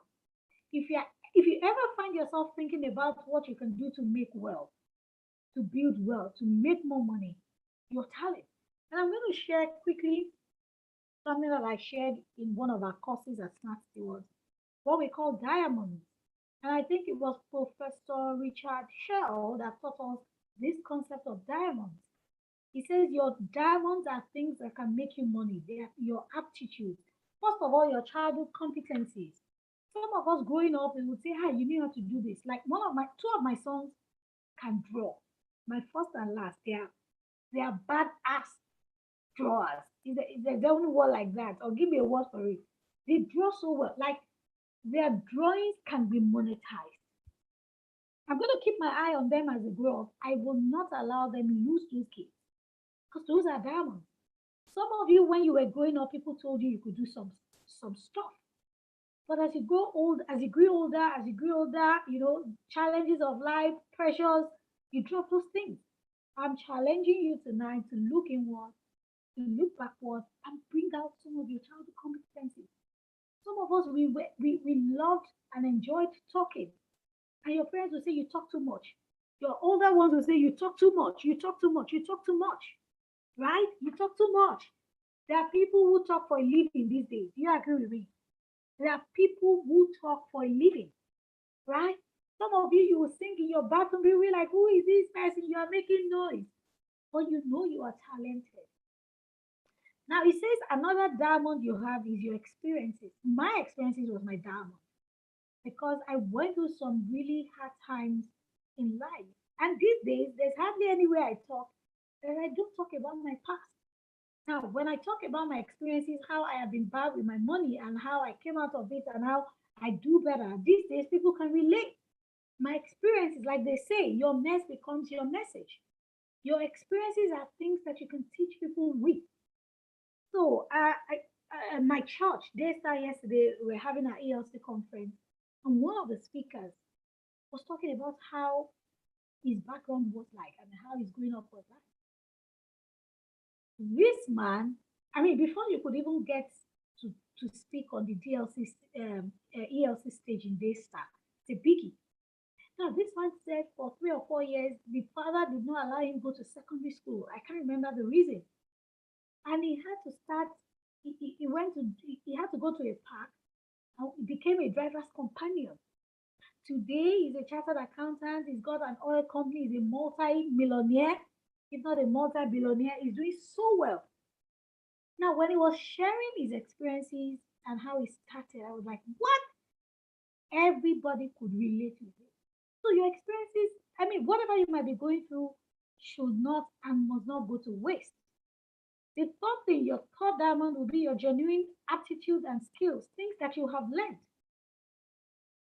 Things that you have learned by reason of use, by reason of, interaction. Those are things that can fetch you money. And the final diamond will be your personality, social skills. Some of us are really outgoing. I used to be very shy. If anybody told me I would, be able to face people and talk to people, I would say it was a lie. Some of us have special, but some people are natural. They get into any place and they naturally open up and start to talk and make friends. Your action skills, your mindset, your emotions. Some people are very emotionally strong and intelligent. How do you monetize that? Do you want to start training people and coaching people using that? Now, your talent. If you want to build well, if you want to build wealth, if you want to build true wealth, I am encouraging you, and you will get it in the workbook I'm going to send to you. You need to look inward, look at your talent, and start to think about how you can monetize them. I want to read your comments. What are some of the things that you think you have as talents that you can start to monetize? Let me see. Oh, yeah. Somebody says I'm not audible. Is that true? Can you confirm you can hear me? Somebody says I'm not audible. Okay. I want to read what are your talents? What are your talents? What are your talents? Right. Yes. So I'm reading your comment here. Somebody says writing. Ibuku says writing. How are you going to start monetizing? How many people do you know who have really made it big by writing? We could count so many of them. Allo, Allo, Allo Not Digital says, I speak so well. How are you going to monetize it, darling? Look at Oprah today. I challenge you to go and read the story of Oprah and how she started, right? Somebody says teaching, teaching. How are you going to monetize it, right? Those are your low hanging fruit. Matthew says, I can communicate effectively, but I'm not outgoing. So maybe you need to go for a course or whatever that can help you overcome shyness. I used to be extremely shy. Do you see? I used to be very, very shy. Coach Emo, what are your low hanging talents? What are some of the childhood competencies that you had? And how did you overcome them?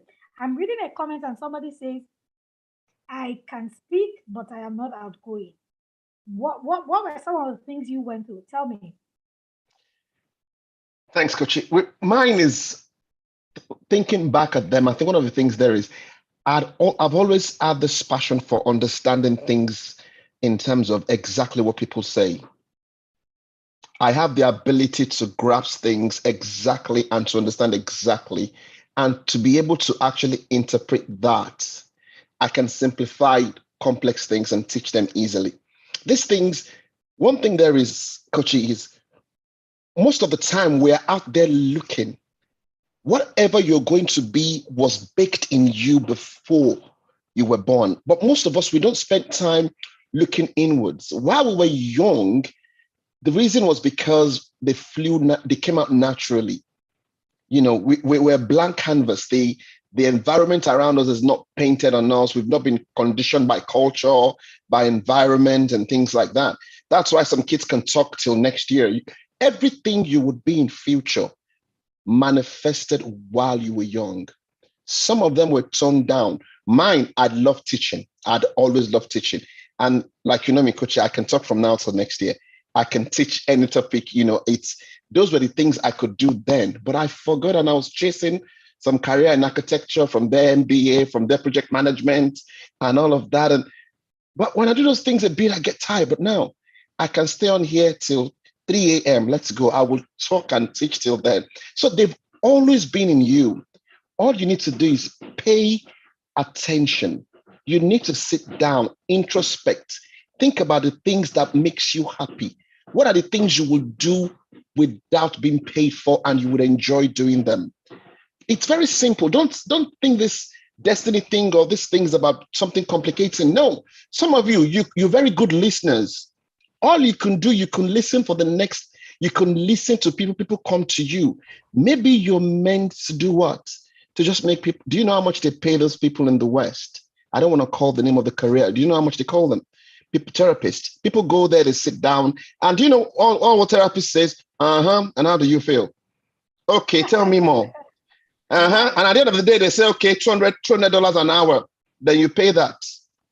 It's just looking there. And that was what I did. I looked deep, I found something, and what I had to now groom it, develop it, shape it, sharpen it, and then I can use it better. I love it. Thank you. I love it. I am reading the comments and I'm enjoying them. Somebody says, I love writing, reading. I also love traveling, just exploring faith. I want to be like you when I grow up, darling. Um, Chisholm says, you are talking to me, sir. Just look at me directly. I love it. Somebody says, I love playing with food. I love that. You know what? In recent times, on my Instagram feed, food blogs have been just showing up. I'm like, what is happening? Yeah, think about the things that make you happy. I love it. So, guys, I see a lot of comments here. We are so talented. These are low hanging fruit. See, wealth is not far from you. Wealth is right there with you. If you can identify a talent, if you can identify a problem you can solve, if you can identify solutions that you can prefer, trust me, you are rich. Now, let us even quickly dissect something. These wealthy people that we are, talking about all the time, Elon Musk, Jeff Bezos, what are they doing? Look at Amazon. Do you know the problems Amazon is solving? Do you know the problem Bill Gates, Microsoft is solving? They are the richest men in the world because they are solving problems. Facebook. Facebook changed our lives completely. The owners of Google and Zoom and all of these people, do you know why they are rich? Because they are providing solutions. So, guys, if we want to move from our current financial level to another one, we've got to give value and we've got to use our talent. Forget the people who are doing all sorts of things to make money. Remember, we said we are building a legacy, we are building for the future. I love it. I love it. I love it. Let's go on. Okay, I am going to share the next slide, the next T, and we will go ahead. So let me bring my next T out. Where are you? Okay. If you're learning something, please take your notes, put it on social media, just tag us, Max Stewart, Sola Adesakin. Just tag us, and let's keep the conversation going. Now, the fourth T will be traps. They look good, but you've got to avoid it on your way to building wealth. There will be a lot of traps. Some of them would look so good that you will be like, what? I've fallen for traps in time past. And I'll give you this example. I've shared it many times. About 13 years ago, 14 years ago, there was this investment scheme that was new in Lagos. And a friend of mine who was also a chartered accountant was the one who introduced it to me. And he said, oh, Shola, there's this scheme. If you put your money, it's going to multiply by 3 and blah, blah, blah. And then he told me about it. And I'm like, okay, wow, not bad. I didn't ask questions. What are they using this money for? Into what are they putting this money? I just called a friend of mine in the UK, senior friend. And between the two of us, we invested about $1 million plus. It was 7 digits, right? So I didn't have any other investment apart from that one. I had not done any serious investment. My very first investment, yes, I think, was an investment because it looked really good. It was a trap. These days, there are traps around you. You amass some money, you save some money, there's a trap. It's either the trap of comparison, it's either the trap of Ponzi or the trap of Ponzi schemes. If it's not the trap of Ponzi schemes, it's the trap of your friends and people around you luring you into things that are not really good for you. So you save some money, then somebody says, oh, you must put it in this thing, and then you put it in it, and then you lose the money. You must avoid traps. And avoiding traps is a function of what you know. Financial literacy will set you free. If you are not sure, of something, Google is your friend. People think, well, I am intelligent. I know I am intelligent, but most times I cannot be in a room and they're asking, oh, who was the? No need, go to Google. And then we're all looking at our faces, and who was that? We don't know. Google has all the answers. Ask questions. One of the rules of, overcoming impulsive spending that I read online, somebody said, if you feel so strong about buying something, you feel so strong about it, like an uncontrollable urge, the person says, apply the 24-hour rule. What that means is that give yourself 24 hours. Give yourself 24 hours. If you feel the same way 24 hours after, then maybe you should buy it. Maybe you indeed need it.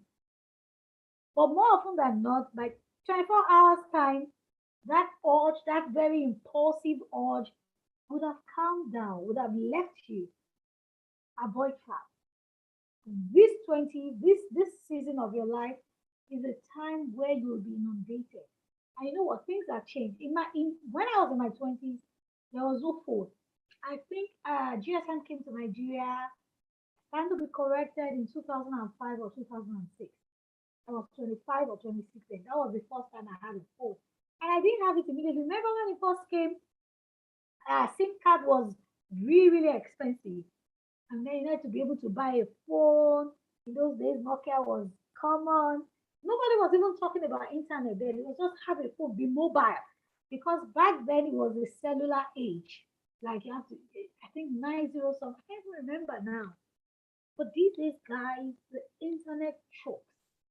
The internet overwhelms. The internet inundates. Sometimes you need to just shut it down.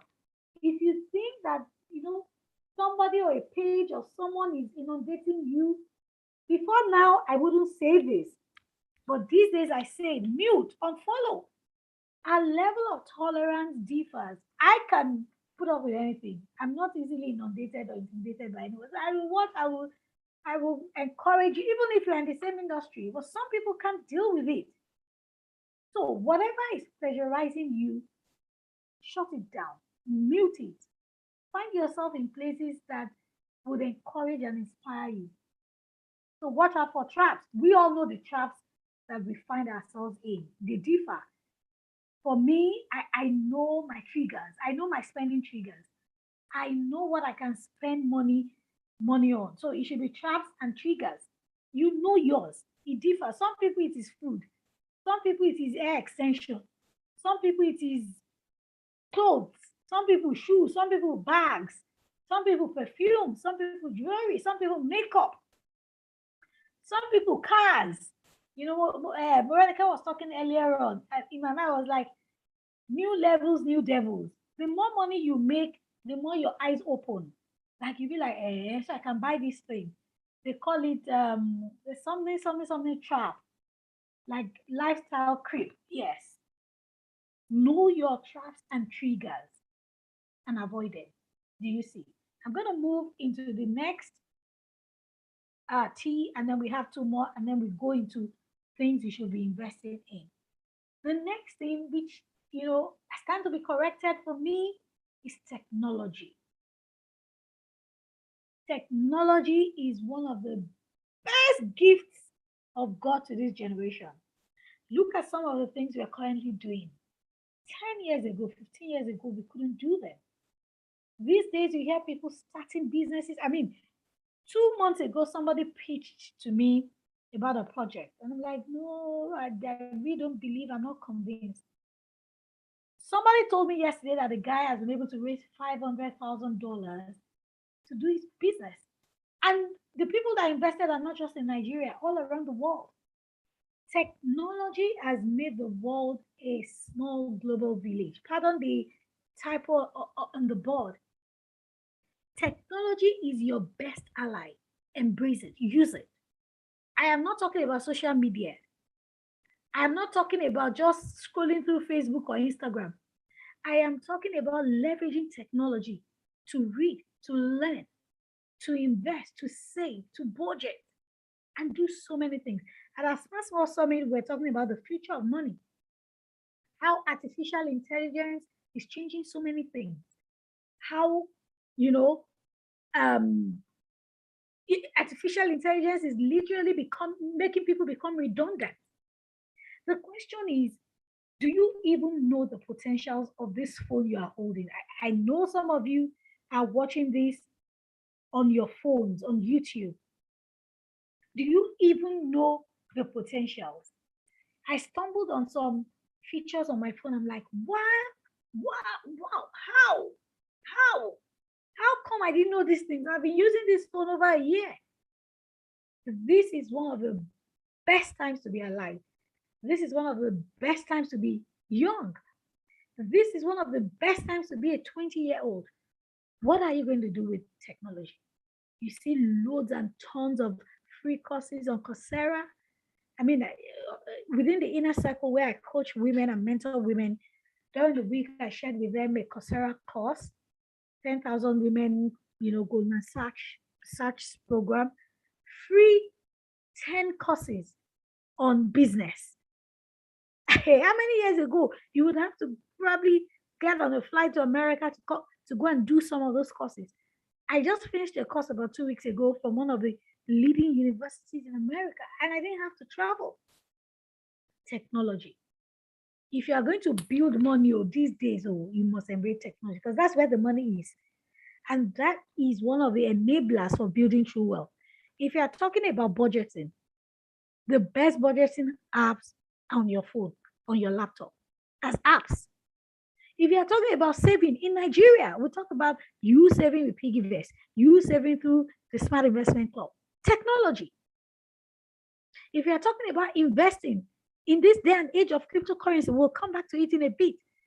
We're talking about you buying coins, moving coins. We're talking about you buying stocks in the US, buying Amazon stocks, and not just buying these stocks. You are buying stocks fractionally. A stock that is worth $4,000, $3,000, you are able to buy $10 worth. You're able to buy $20 worth. I think we should just pause and just thank God for technology. Do you feel me? Like I have met people in my life that physically I haven't seen them ever. But the bond that we share is sometimes even stronger than the people I have met. Technology. The best people of my life, the people that I have moved with, worked with in this season of my life, I have met them online through social media platforms. You need technology. As we go into the practical of this conversation and what you need to do, I have 2 more T's, and then we start to wrap things up. We start talking about the practical things. We start talking about what you should invest in. You need to embrace technology. This is not an age where you would say, the internet is evil. 666 is in it. When we were growing up, those were the things we were saying. That the devil is sending out demons. Yeah, I'm not saying technology cannot be a distraction. It could be a distraction, we all know. But it's a function of you disciplining yourself, knowing what is right, applying the right concept, applying delayed gratification, prioritizing, planning your life, planning your time. Technology. Technology is so important. Okay, let me stop sharing. Let me allow Coach Emo chip in. I know this is what you love to talk about. Technology and money. What is the future of money? I'm just going to give you 2 minutes to quickly take us through, and then we'll come back again to talk about investing. So tell us, technology, what do you think 20-year-olds should know about technology? How can they leverage technology? If you're 20-year-old, your mobile phone, it is not for you to talk and say hello, hi. Your mobile phone is not for socializing anymore. Technology has rewritten the rule of the game. Your mobile phone should be your workshop. One quick thing I need to make you understand there is, before technology came, you were actually competing locally for anything you're doing. But right now, you are competing against the whole of the world. So this is not the time where you just think, because I've got my phone, let me just know. Technology is, let's talk about technology and the age we're in right now. We're actually in an age whereby it is now artificial intelligence. Artificial intelligence is different from IT. Artificial intelligence is actually machines that think. That means the right programs that allow machines to improve on what they do every time. That is the age we're in now. And the money as you know it, each dispensation, each time we've been in, money and technology, money and the age have worked hand in hand. Back in the days where it was just factories, where industrial age or the Stone Age, money worked for that particular period of time. Right now, in the age whereby it was the IT age, but now it has become, I used to say this, things was revolution before now. All of a sudden, it is evolution. It is changing completely. Evolution and revolution are not the same thing. Revolution is when it slowly creeps in. You know, when internet slowly crept in and everybody was saying, will I do internet? No, I'm not doing internet. I like to hold my phone. No. But right now, AI is evolution. If you do not comply, you will be wiped out. Do you notice that all your banks in Nigeria Most of them are closing their branches right now. Have you paid attention to that? Are you paying attention to the digital assistants all the banks are deploying? What are they doing? They are telling you this age, there are some things that needs to change. Are you equipped for the future that is coming? And one of the key things there is, the world is moved from centralization to decentralization. And when we talk about decentralization, let's talk about your finances. Finance is no longer centralized. It has been decentralized. People have caught up on the banks now, and that is the age we're in. And if I mention that, whatever I keep saying, crypto, no, I'm not talking about crypto. I'm talking about blockchain. Crypto is just one aspect of blockchain where everybody's making noise. At this time, you need to understand the dynamics of what blockchain is doing. Blockchain is like, the carpet they used to lay internet in IT those days.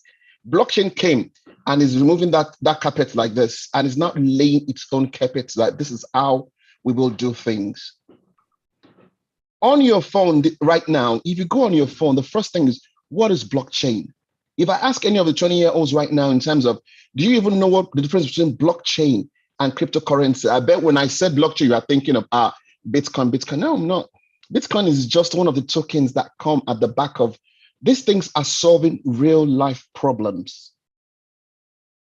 That is what technology is doing. Technology solves problem. And anything that solves problem, it's a divine principle. There is always a reward. Right. The reward you're getting at the back of it is actually cryptocurrencies, the tokens.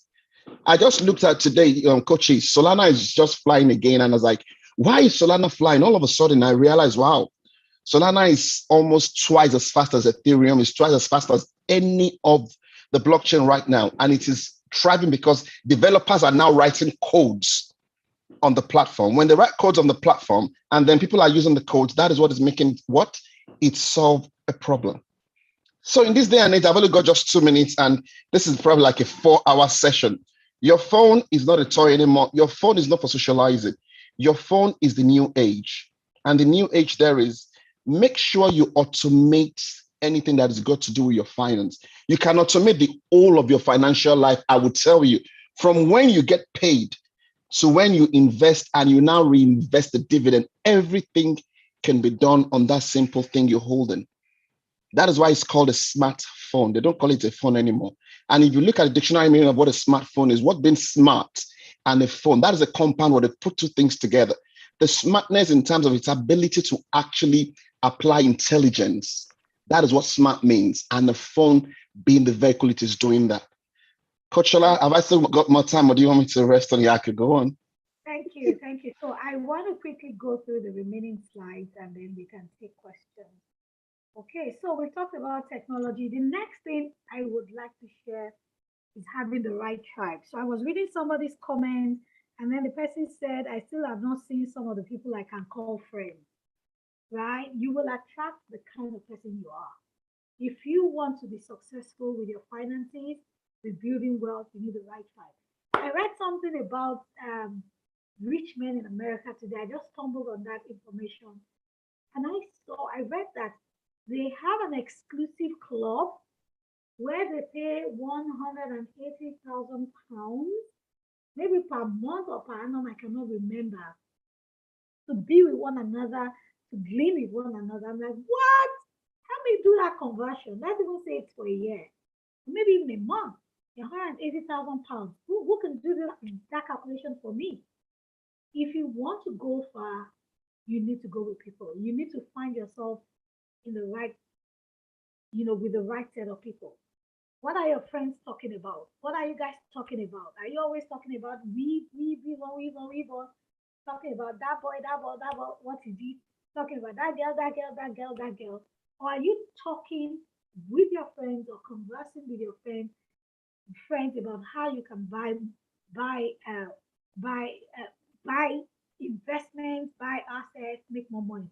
I remember a few years ago, one of my very closest friends in a small community and circle that I belong to bought a house.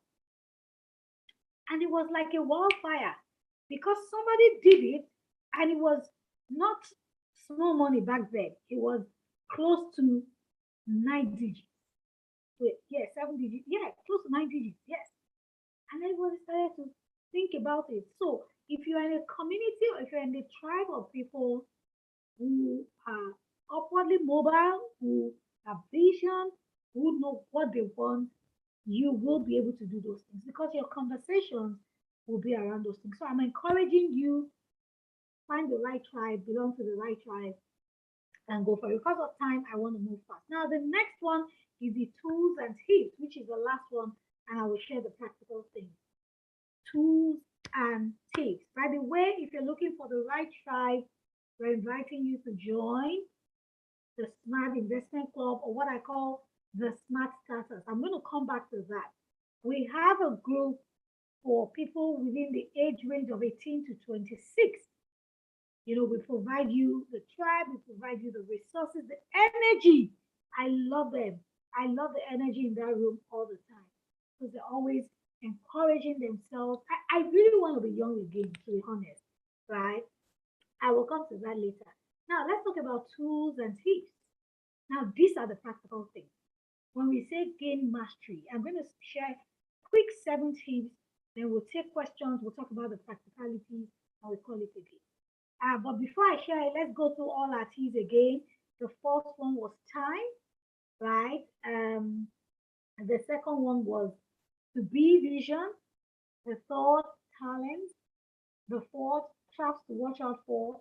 The fifth, technology. The sixth, tribe. I wish I could go deeper into this tribe thing, but because of time. And then tools and tips. So how can you build wealth? This is the meat of the conversation. What are the things you need to do? The first thing, tip 1, get familiar with your finances. Get familiar with your figures. What are you making? What are you earning? You cannot invest, you cannot save, you cannot build wealth if you do not know what is going on with your figures. Whether you're a youth couple, whether you're still at home, at least some money still coming sometimes, either as gifts or what have you. The truth is, you may think I'm not making much, but are you spending or not? I love to tell people that spending money is sacrosanct. Whether you make money or not, you must spend money. A dead person spends money because when the person dies, they will spend money on the person. A baby spends money, even though it is being spent on his or her behalf. You must become familiar. Don't shy away. There's no rich man that would say, I don't have a knack for figures. I don't love figures. You must love figures. You must face it. Some of us, the reason we are not making a headway with our finances is because we're not facing our fears. You be like, hey, damn what I don't want to say. I don't even know where my money is going. You must know. Francis Bacon says money is such an excellent servant, but a bad leader. If you're afraid to think about your finances, then money is leading you. If you're afraid to sit down and put pen to paper, then money is your leader. But if money is your servant, you would be willing to face it, to say, I have made 150,000, 500,000 the last 1 month. What have I used it for? What have I spent it on? When you face your money fears, you become a leader over money. But when you're always agitated about money, always agitated, always worried, always overwhelmed, then money is your leader. You've got to be the leader over your money. And the first thing is get familiar, write it down. In those days, I was not prudent, I was not thrifty, but one thing that I did well was to record. I would always write down. Recently, I had to throw out some of my check stubs and some of those very old documents. You know, I would write down what I spend my money on. Yes, I could be inundated. I could have been inundated with the fact that I couldn't manage my finances, but it was therapeutic. It gave me some form of confidence that I knew where the money was going at least, even though I couldn't direct it well, I couldn't guide it. At Smart Stewards, we teach the 50, 30, 20% rule. 50% of what you make, let it go into your necessities. 30% let it go into your savings. 20% let it go into your wants. If you are making 100,000, divide it. Spend 50% on your necessities. What are your necessities? Rent, clothing, internet, clothing. I'm not saying I should be sort of clothing. Talk about your necessary, clothing, internet, light, and all of those things, fuel, transportation. Then 30%. In your 20s, you must be aggressive with saving money. You must be aggressive. You must be aggressive. I'm going to talk about compound interest really quick. And then your want to be, yes, pleasure, splurge from time to time. Okay? But these things, you must get familiar. Don't be inundated by it. Is figures. Figures are inanimate. They don't have life. You have life, you can breathe. So why would your figures scare you? Face it. Some of you need to face what you need to make. Some of us, we are complaining of my finances, but you don't even know what you need to make. You don't know what it will take to live the kind of life that you desire. We have talked about the vision. Get familiar with your figures. The second tip is you must make more money. In your 20s, you have the time, you have the talent. Some of us still live with our parents. You're not paying rent. Some of us still have uncles and brothers and aunties that give us money. This is the time to get as much, like somebody says, get as much as you can, then can as much as you get. You know what that means? Get it, then can it. Can it in savings, can it in investment. Cash flow quadrant, you have heard me say it many times. Read that book. Aka multiple streams of income. You can work as an employee, you can work as a self-employed, as a business owner, and as an investor at the same time. This is a season where you can do as much as, I'm not saying burn out. I'm not saying take on everything. You have a vision, you know what you want. You have moral principles, you have ethical guidance. I'm not saying do just whatever, but anything that aligns with your vision and will produce more money, please. Get this book called Cash Flow Quota. So, tip one is get familiar with your finances. Tip two is sit down. How can I make more money? I shared this story before, 4 or 5 years ago. How I went to learn how to make confectionaries because I wanted to prove a point. So I'm not just your regular chartered accountant, I'm a chartered donut maker. I haven't done that business in a while, but I had to stop it because it was sort of clashing with a lot of things. But for as long as I did it, it made me money. You can leverage with people. Being a business owner doesn't mean having a brick and mortar structure. It means having systems. You own a system. You are partnering with somebody's in the UK, somebody's in Nigeria. You guys are partnering, you're doing stuff together. Make more money. It's not enough to say, I have salary, I have salary. People lost their jobs during COVID. You must understand how you can be earning salary, how you can be monetizing your talent, how you can be a part of a business structure, and how you can invest. Now I'm running. Tip 3, are you with me? Start investing early. This one, there are two screens on your two pictures on your screen. I want to quickly take you through it to explain something, right? Talking about the power of compound interest. Power of compound interest. Jack started investing when he was about 22. And then Blake started investing when he was about 30. Right. When they compared what they had done many years after, Jack had invested, or by the power compound interest, Jack had 2.5 million in his account, whilst Blake had 1.4. Now, I literally explain compound interest as interest that is earned on capital and interest. Let me give you this very quick example. If you put 5,000 in a mutual fund and they tell you they would return 10% per annum. So let's say by the next day, your 5,000 has become 5,100. So the next day, 10% will not be applied to 5,000, but 5,100. That's compound interest. You are earning interest on the interest that your money has earned. That's what it means. You need to start investing early. And I'll give you another example that corroborates this point. I was working many years ago and I was, putting money in my pension account. My former employer kept putting money in my pension account. Then I stopped working with them. I stopped working with anybody for a while. And that pension kept running. Then I went back to work and then they started to contribute. Recently, I looked at my statement.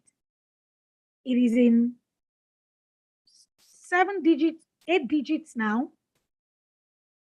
And so when we say 7 digits, 7 digits means over a million, 8 digits means over 10 million. I realized that what I had earned as interest was more than what I had contributed. That's the power of compound interest. Let's look at the next screen. Tabitha and Tonya. Tonya started saving before she was 30. She started investing and saving before she was 30. And then she was earning 10%. Tonya started saving in her 40s. Now, Tabitha was saving 50,000, Tonya was saving 100,000. By the time they checked later, even though Tabitha was saving 50,000 and Tonya was saving and investing 100,000, which was more than what Tabitha was saying, compound interest had worked for Tabitha. And when they shared notes, Tabitha had accumulated 1.8 million against Tonya's 665. What are we saying? If it is 5,000 naira you are putting aside in mutual funds, if it is $10, $20 you are buying US stocks, you are not using your dividend, it just keeps accumulating. You will do better than somebody who is in their 40s and who is contributing more. So there's a calculator to work out what compound interest does for you. And I wrote here, I said, the best time to start investing is now. Now, even as little as a few years can make a difference of hundreds of thousands of dollars by the time retirement comes around. Investing early in your career is the best way to ensure a secure and successful life. I am encouraging everybody on this call and those who would watch the replay, on Monday, go and start a mutual fund in Naira at least, or in dollars. With 5,000, you can start a mutual fund. Dollars, you can start with $1,000. But there's some other investments we'll discuss. But I'm saying keep putting money there. Keep adding. Each time you have extra, keep putting it there. My own pension account would always be a good example. My interest is more than the money I have put there. And we're not talking 7 digits. Start investing early. Now, I just explained the power of compounding. The same thing, two ladies. One started at 25, the other started at 35. You guys have an edge over us. We that were in our 30s, we in our 40s. Look at the difference. Look at Scott and James again. Scott started at 26, James started slightly later. The difference will always be there. Compound interest. The rule of 72 is another thing you need to bear in mind. It says that, the rule of 72 is a compound interest calculation to estimate how long it will take to double your money. If you earn 12% per annum, it will take 6 years to double your money. Meaning if you put 100,000 in a scheme, a mutual fund, and it's returning 12%, it will take 6 years for your 100,000 to become 200,000. If it is 8% they are offering, it will take 9 years. Those are some of the things you need to understand. Start early. Invest wisely. Grow your investments and invest regularly. Right? Are we still together? Let me see some of the comments. Are you learning something? Okay, so somebody says, what is the difference between being employed, self-employed, and a business owner? I will explain. Being self-employed is you carry your bag as a makeup artist. You are the only person running the business. Carry your bag on a Saturday, you go and do makeup for people. The day you are ill, the day you are sick and you can't do makeup, there's no business. Do you get it? But as a business owner, you have people working for you. Even if they're not working for you directly, you have like a tribe, you have like a community that you can call on.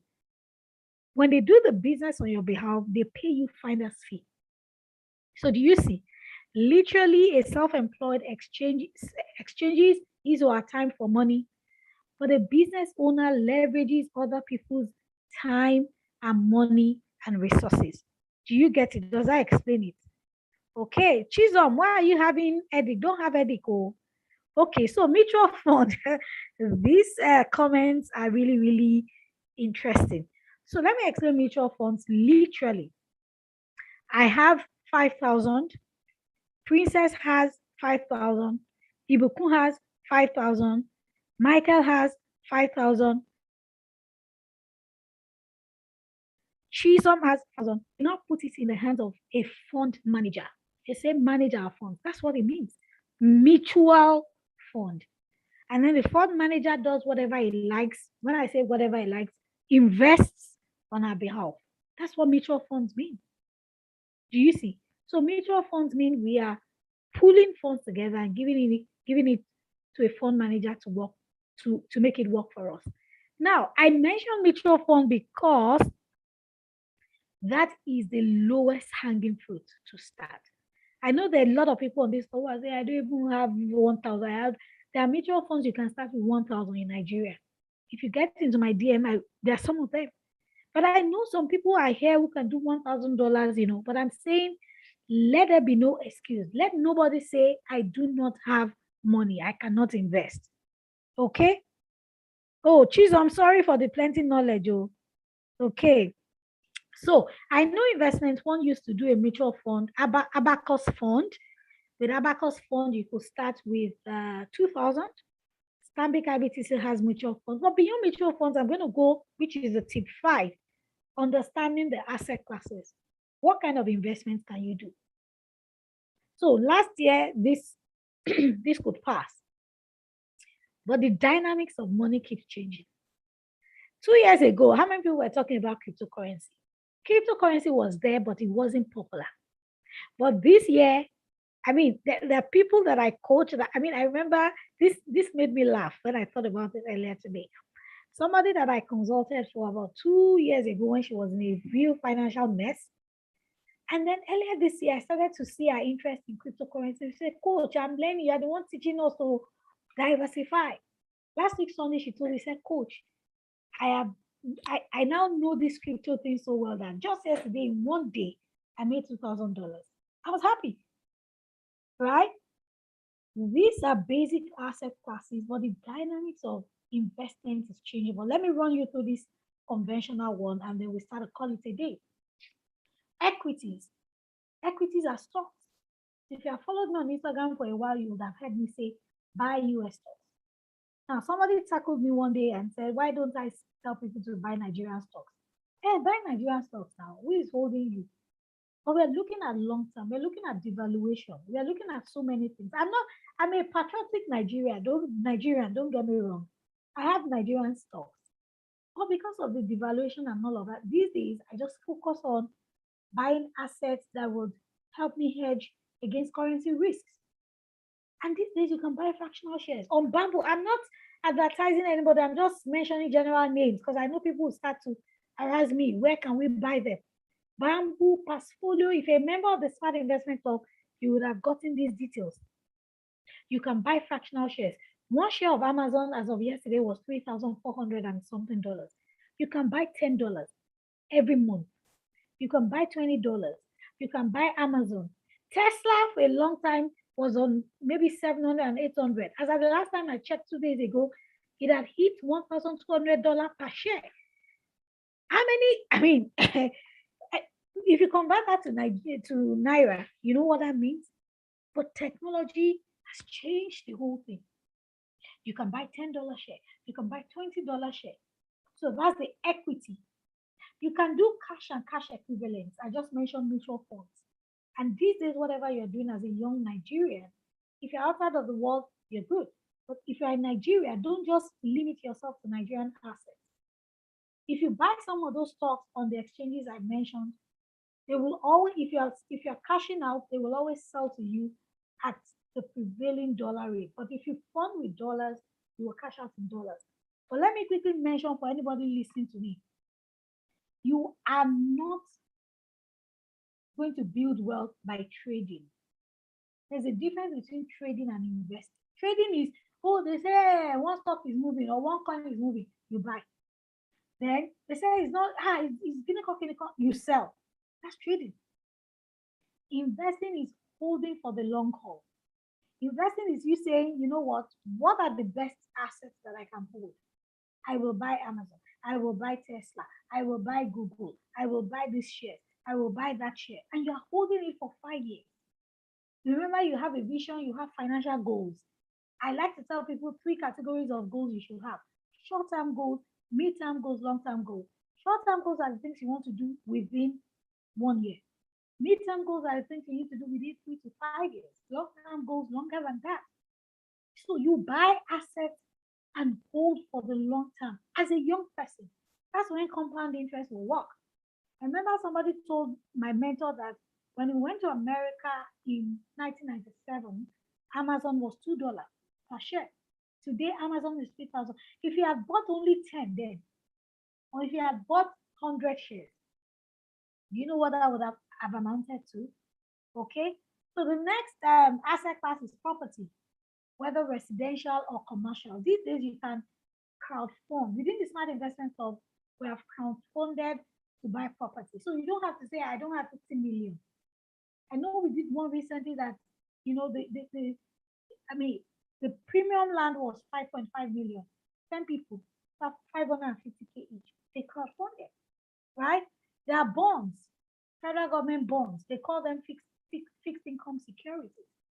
And there are commodities these days: metals, energy, agriculture, and digital currency. I will put digital currency under commodities and other assets. I'm opening your eyes, screen grab this page, go and read more about these things. I'm going to give you a quick insight into how you can actually invest, right? So I'm still talking about this is tip 5. Let me move to tip 7, then I'll come back to tip 6. So how do you build your portfolio in your 20s? What can you invest in? You can buy stocks, like I mentioned, US stocks, Nigerian stocks, or US stocks. I stay with it. You can buy individual stocks fractionally. Buy a bit of Amazon, buy a bit of Tesla, all of those shares that you like. Research, read about them. So you can buy individual stocks. You can buy what we call index funds.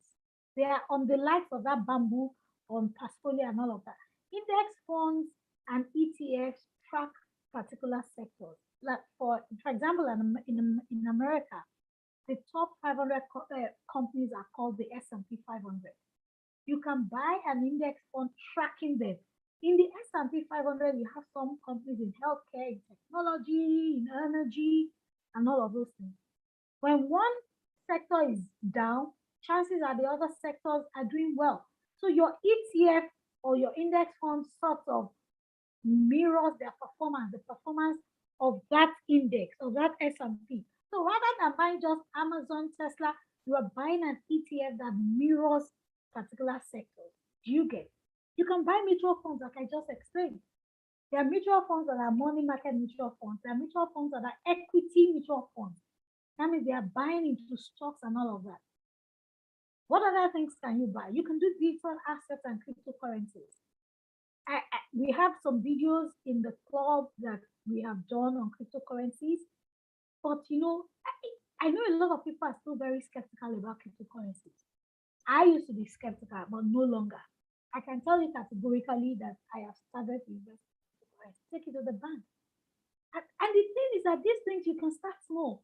You can buy cryptocurrency 5,000, 2,000, just like we said with shares, and continue to build. There are some of them you will hold for long term. There are some of them that you hold for short term. But like I usually tell people, when you're investing, consider your financial situation first, consider your goals, consider your age, consider your risk temperament. So these are things that I think when I'm talking to the 30s next week, I probably wouldn't talk as much, no, not 30s, maybe 40s or 50s.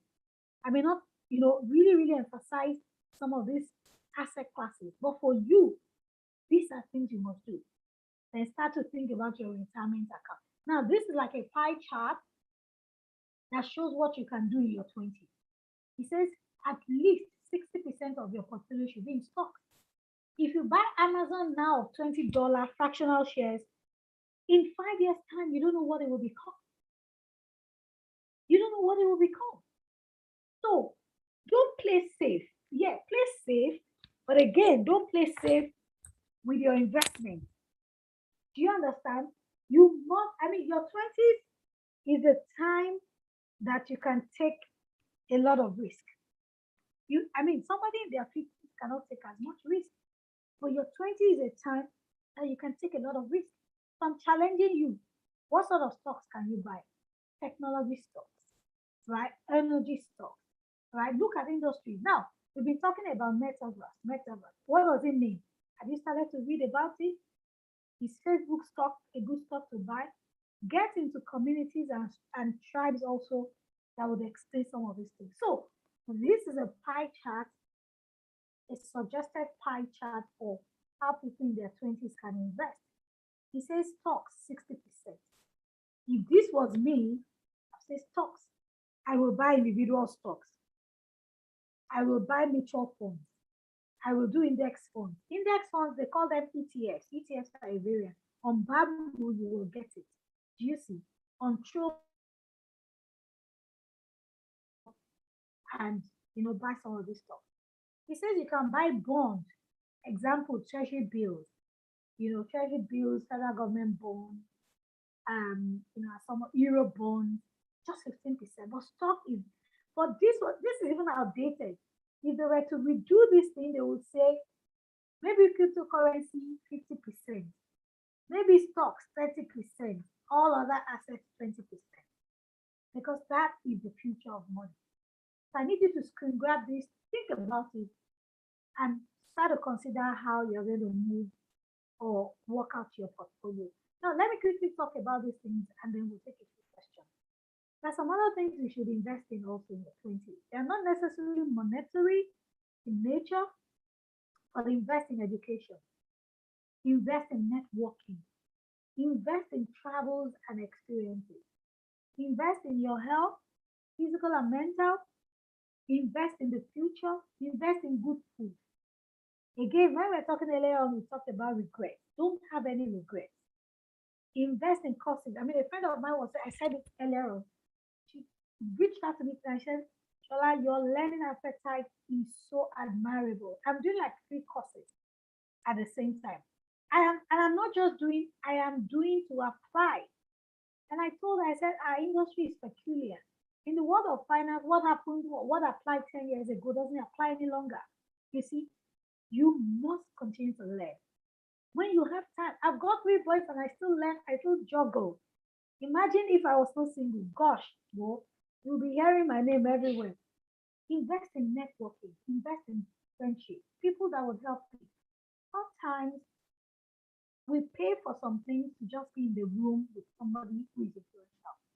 You may not need it, but I mean, I remember paying for a course recently. I just wanted to be in the room with that person. But I now have to travel on the day of that course. But my money is still there. I know that opportunity. And they said, okay, because I missed it, rather than being taught with others, they will have a one-on-one session with me. Wow. It's not as if those things are going to teach, I don't know. But I paid to win the room. Go for programs. Don't say I'm very soft spoken. I don't know what they're saying. You must know it. Travel. Invest in your health. Don't say I'm too young. I don't need to exercise. Your body will tell you when you are 40 and 50. All the exercises don't do in your 20s. You must do it. Invest in the future. Invest in good experiences. Invest in good food. Just enjoy your life as well. Don't just say, they said we should not spend money. No, we don't teach don't spend money. We teach spend smartly. So again, these are some of the things you should consider doing. Don't forget the tips. Let me run you through the tips again. Get familiar with your figures. In the worksheet I'm going to share with you, write down your income versus your expenses. Don't be afraid. Face your figures. Money cannot be wiser than you, right? Number 2, make more money. Consider this multiple things.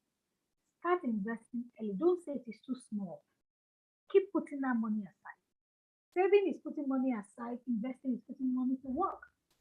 Understand the power of compounding. What that simply means is that if you start early, your money will make more money for you. I gave the example of my pension fund, and I also explained the rule of 72. What it will take, how long it will take for your money to double using the interest rate. These are asset classes, and I'm saying I'm adding the income classes to this. Other things to invest in apart from assets and investments, how to build your portfolio.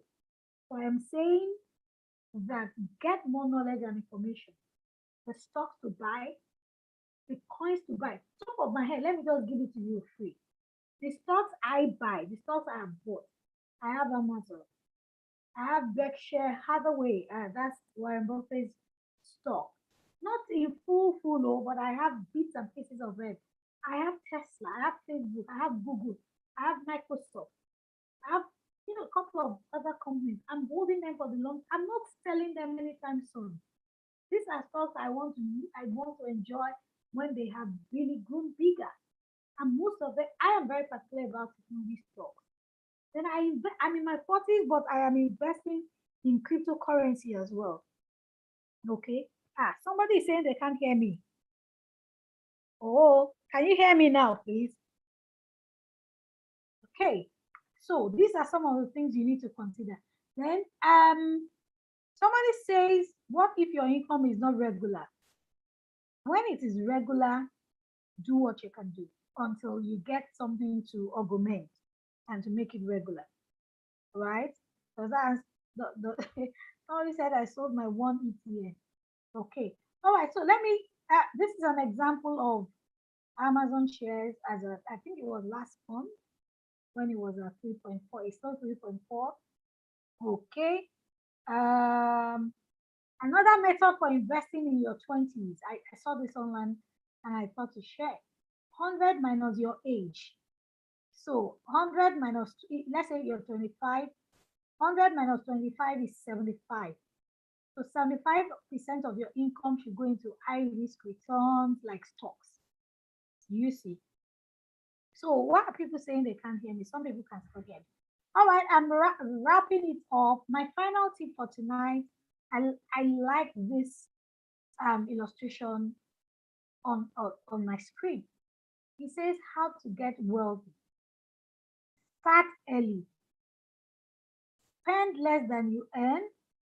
Invest well. Start early. Spend less than you earn, and then invest early.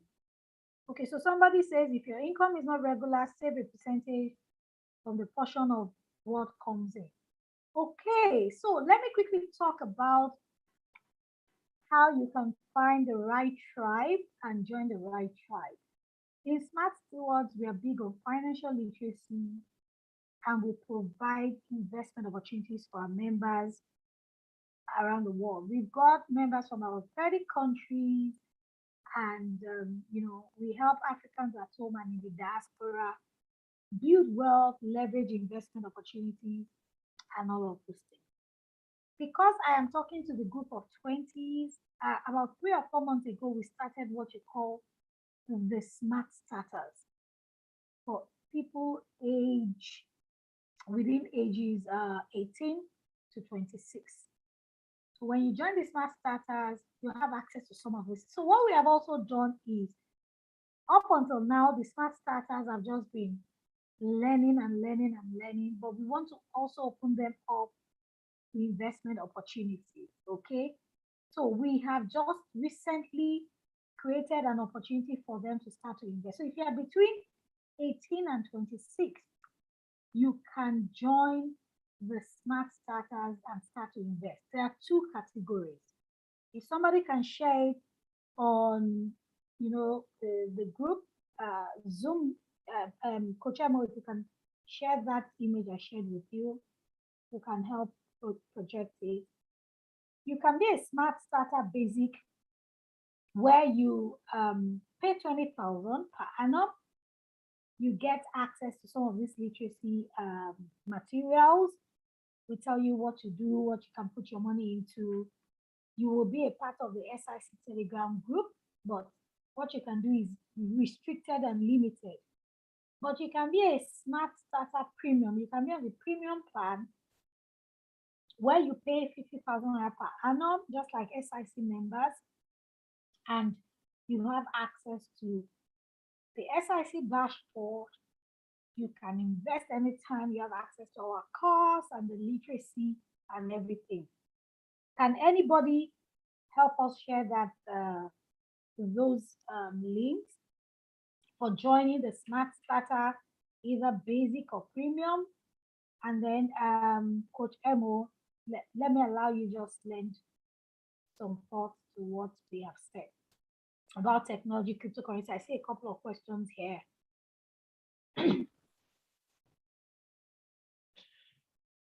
Hello, we're back again. It's been what can I say? What you're getting for free today, I don't think you would know the value of this until probably maybe 10 years from now. And you look back and said, what actually changed the trajectory of my life was actually the moment I realized time on my side. They call the compound interest. The compound interest actually is called the eighth wonder of the world. The reason is because what it does, when you start, it doesn't really think, you don't see like much is happening, but eventually get to a point where it is not your capital working, but now that rule begins. That rule needs something. It needs you to put something in the field, and it actually needs time. Put those two things together, and then you're on your way. So the earlier you start, the better. One thing I'll tell you in your 20s, honestly, if you follow the principle, money will never become your problem. To make money is it's not a problem. There are two things you need to do: save consistently and start early. If you do those things together in the market we have now, with the use of technology where you can access funds almost any on your phone, registering on any of those platforms coaches said, you buying Amazon, you buying any of those shares, mutual funds, holding them for 20 years, automatically you're going to be financially well off. One thing I need to tell you there is, do not be in a hurry to get wealth. Don't be. Anytime you try to short circuit that process of financial freedom, getting wealth, making money, eventually you will get caught up and you have problems. So take your time. See, this thing is a marathon. It is not a race. It's not a sprint. You don't want to be a millionaire tomorrow. Why? Number one, if you get the money, you lose the money. Why? You think that's a lie? Study people like Mike Tyson. Mike Tyson made what, all over 600 million while he was while he was actually fighting. He's what, less than 10 million. Why? He did not have the financial knowledge required. This journey builds something in you. It's called character. It builds personal finance is 80% behavioral and what? And 20% head knowledge, according to Dave Ramsey. So don't rush to time. Time is your friend. However, you need to now put that time to work very, very early. It is not the big lump sum we're talking about. Build the habits, build the character, automate your finances, leverage on technology. If all you have is 5,000 naira every month, get on your phone, set up a standing order. I believe everyone on here should know what a standing order is. If you don't know, ask Google. Google will tell you. Ask your bank will tell you. Don't tell me you're on here, you don't have a bank account. If you're on here, you don't have a bank account, there are so many places you could open one right on your phone. Big investing, quite a number of them. There's another one, I think, in Nigeria called Kuda. There are many fintechs available in your generation we did not have in our generation. So make that to use. One thing I'll say as well in terms of right now, you cannot be ignorant of blockchain technology. You cannot be ignorant, because Nigeria on the 1st of October was actually the first African nation and the second nation in the world to have what? A digital currency. If I ask any of you there, do you know what a digital currency is and why that is actually different from all the decentralized currency?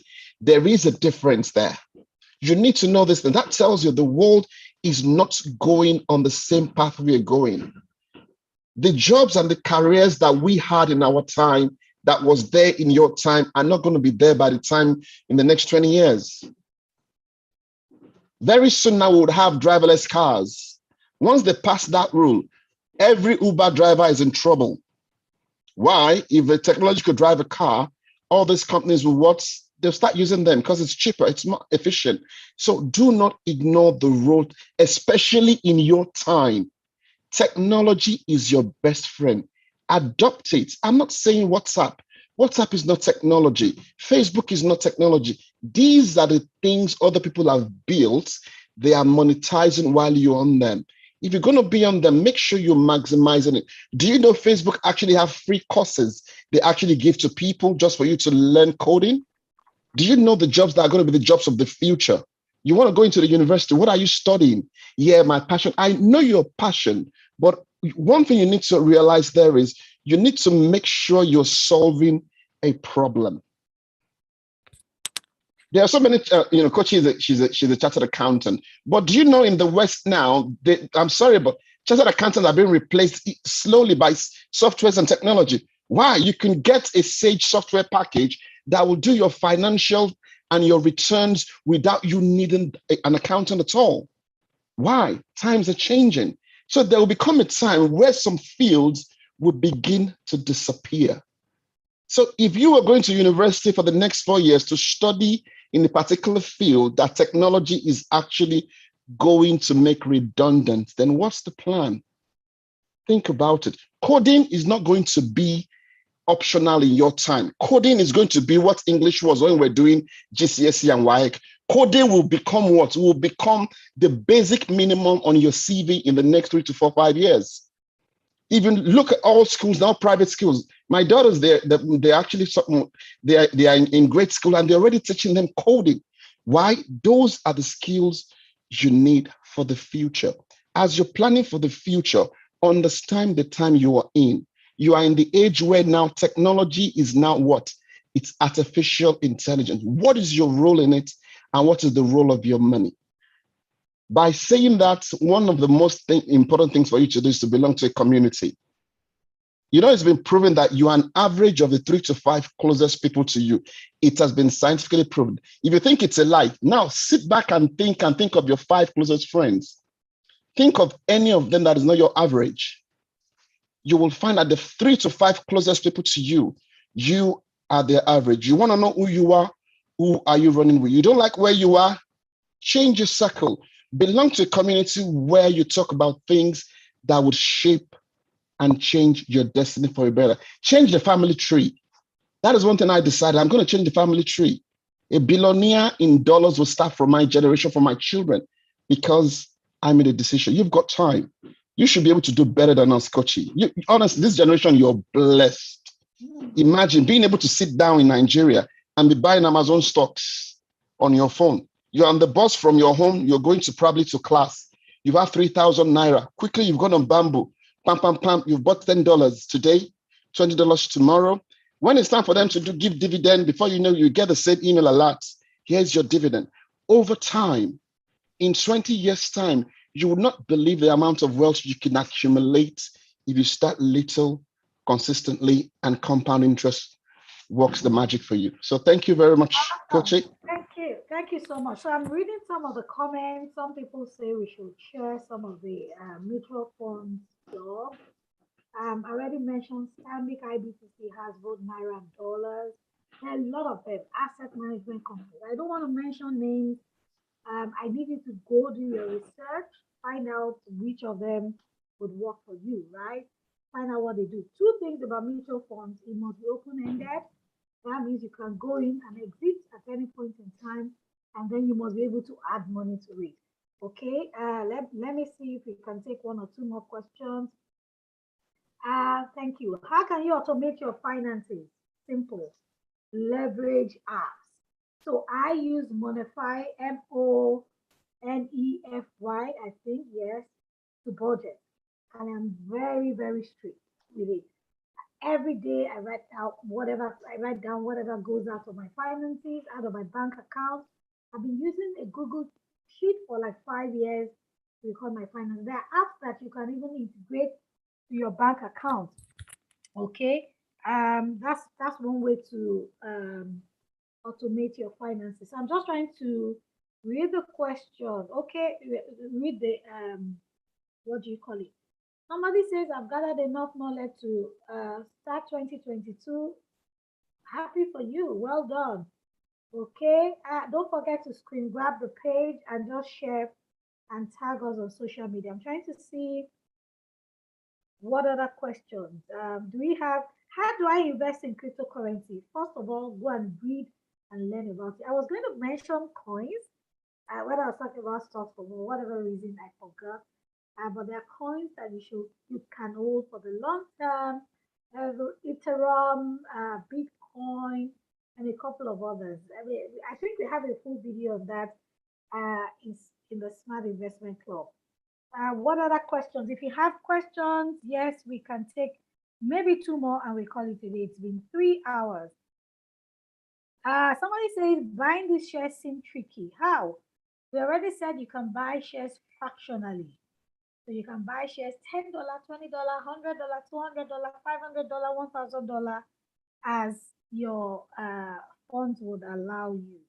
Somebody says, is there no discount to join the community? Yes, we mentioned that as a starter, you can pay 20,000 per annum as against the 50,000 that the current SIC members are placed. But as a starter, we will only provide low risk investment opportunities to you. We don't want you to, lose your sleep over investment opportunities. When you build more muscles, you can do more. Do you see? Right. Is there no discussion? I already answered that. Somebody here in my own room says, would you advise to use PiggyVest now? I use PiggyVest. I am not campaigning for them. I'm just saying, read more about them. They seem to know what they're doing. I use them for my liquid funds, for my emergency funds, and my savings before I convert my savings to investment. They've been around for about 6 years, I think, or 5 to 6 years, and they're doing well. So, I mean, the onus of due diligence is on everybody. You must find out. See, we cannot afford to be a lazy generation in terms of reading. You must read, you must research, you must ask questions, you must find out. Okay, so if you are not comfortable, then take your money to the bank. There are mutual funds that you can do and earn about 10%, which is what mutual PiggyVest is earning. But PiggyVest is heavy on technology. I mean, you can safe lock, you can move out, you can earn your interest and all of those things. Do you see? Okay, so please do your due diligence and don't say, they said. In the world of finance, you must know for yourself. Okay, somebody says, what books can I recommend? Rich Dad Poor Dad is a good one. Your Money Makeover. So Rich Dad Poor Dad is by Robert Kiyosaki. He's also the author of Cash Flow Quadrant. I love those books. The Money Makeover by Dave Ramsey is another good one. Everyday Millionaire, I can't remember who wrote it. If anybody can remember, they can put it there. I have a book that I wrote titled The 40 Frugal Rules for the Journey to Financial Freedom. Very simple and very basic. It just teaches you points and tips that can help you manage your finances well. What other books? There's a book by Tony Robbins, The Money Game or So. It might sound a bit complex, but within the investment club also we have chapters, communities in the UK, in the US, and we do book reviews. At the group level also we have done a couple of reviews. If you join on the learning page, you can always go back to the old videos to learn more about the books. Okay, thank you. Thank you for suggesting. Somebody says Everyday Millionaire by Thomas J. Stanley. Thank you. Somebody says since Smart Starter is for the ages 18 to 26, how about 27 to 29? Then join the Smart Investment Club directly. Okay, there's no two-way about it. Just join SIC directly. That's 50,000 per annum. I mean, when you divide it by 12, it's no brainer. 3,000 divided by 12 is less than 4,000, less than 5,000. Some of us spend 5,000 conveniently at a shawarma spot. Okay, and you want to consider that. Okay, so somebody says books that have changed my life personally a lot. I read a lot. But top of my head, books that have changed my life, not just financially. Okay, recently we read The 5 a.m. Club by Robin Sharma. Those are books that will help you develop the muscles of discipline. Atomic Habits is a very fantastic book if you want to understand how to James build, Clear. yes, how to build tenacity, how to build the right habits. And all of a sudden, The I can't Richest Man in remember. Babylon. Yeah, The Richest Man in Babylon. This person is asking me for books that are not financial. I've read a couple of CDJ's books, Destiny, so many of them. Right now, my bookshelf is not here. But Atomic Habits, I mean, if you want to be able to develop the staying power on your tasks, on your habits, you can read that. There's a book on people, how to lead and influence people. I think by Carnegie. I can't remember his first name. That's another good book. People person. If you want to be a people person, seven qualities of highly Of effective highly effective people. people. Yeah, Brian Tracy. There are many books, darling. So you know what? You need to know what. And then one thing I should also mention is that we seem to be in a knowledge economy where there's so much information, there's so much knowledge, there's so many webinars, there's so many courses. So that you don't have knowledge constipation, you must decide on what you're doing. I know my knowledge focus for this year, right? And all of the courses I've been doing have been tailored. So if somebody is, trying to coerce me into a course or whatever, if it doesn't fall in line with my plans, I won't do it.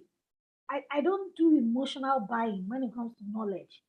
I face what I want. So you'll be hard to say, you didn't buy, everybody is buying it. Or you didn't go for Wimbies, everybody is a Wimbies. No, it's not. I have a lot of courses I haven't finished.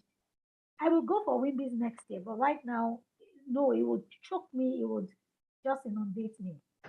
Okay. What other questions? Yes, thank you for that, Dale Carnegie. Carnegie. Yes. Yes, thank you. What other books can one upgrade to premium? No need to upgrade. Just pay 50,000 naira and be on premium already. But yes, you can upgrade. Carnegie. Okay. Will I share the slides? I'm not sure I will share the slides, but I am going to share a workbook with you around the 70s. Okay. Yes, no emotional buying with knowledge. Do you have any other questions? It's 10 on the dot of 10. We are going to close the webinar. I hope you have had an amazing one. We welcome you to join the Smart Investment Club and the Smart Starters. Honestly, it will be one of your best investments for next year. And of course, feel free to get into our DMs. Follow me, follow Coach Mayowa. On Instagram, follow Smart Stewards as well. At Shola_Shake, Smart Stewards, and Mayowa Lusoji. Get into our DMs, ask questions. We have a Telegram group, which is free for all. Apart from the SIC Telegram group, we hold financial classes every Tuesday evening, sorry, at 8 o'clock. You may also join the community. If you go on my page or Smart Stewards page, the link to join is there. Yes, you can upgrade from basic to premium. Please put in the chat page links again to join the basic and premium. You can join at any point in time. You also want to be in the community of smart starters. Those guys have energy. Honestly, I really, really want to be young. I want to be young again. Okay. Do we have any other questions? So if you have enjoyed the session, snapshot this page, take it to Instagram, tell people about what you have learned. Next week, you may want to join the 30th session. Their own investing style is going to be slightly different, and they are going to have their own, maybe not T's, maybe P's, maybe S's, I don't know, but it's going to be another interesting one. Please share with your friends and let them know about this. Thank you. How can you get the workbook? Make sure you register. If you register for this webinar, you will get the workbook. All right, thank you. This webinar is a blast. Please let us know on social media how much of a blessing it has been to you. One of the best days of your life. Thank you, Messi. The best days are just about to start. This decade, you're going to buy yourself many amazing things, and you're going to buy a car for me to say thank you, coach, right? Okay, all right. Yes, thank you, everyone. God bless you. And it's 10 o'clock. I hope to see you some other time soon. Alexander, happy birthday in advance. I'm a month away to 27. Which one should I join? You can join SIC directly. And you know what? You can, if you pay for SI for starters premium, you will be in both. If you pay for basic, you will only be in the starter group. Okay. So why don't you just pay for premium and be in both groups? You will get the energy from the starter group, and then you'll be able to invest in various opportunities in the other group.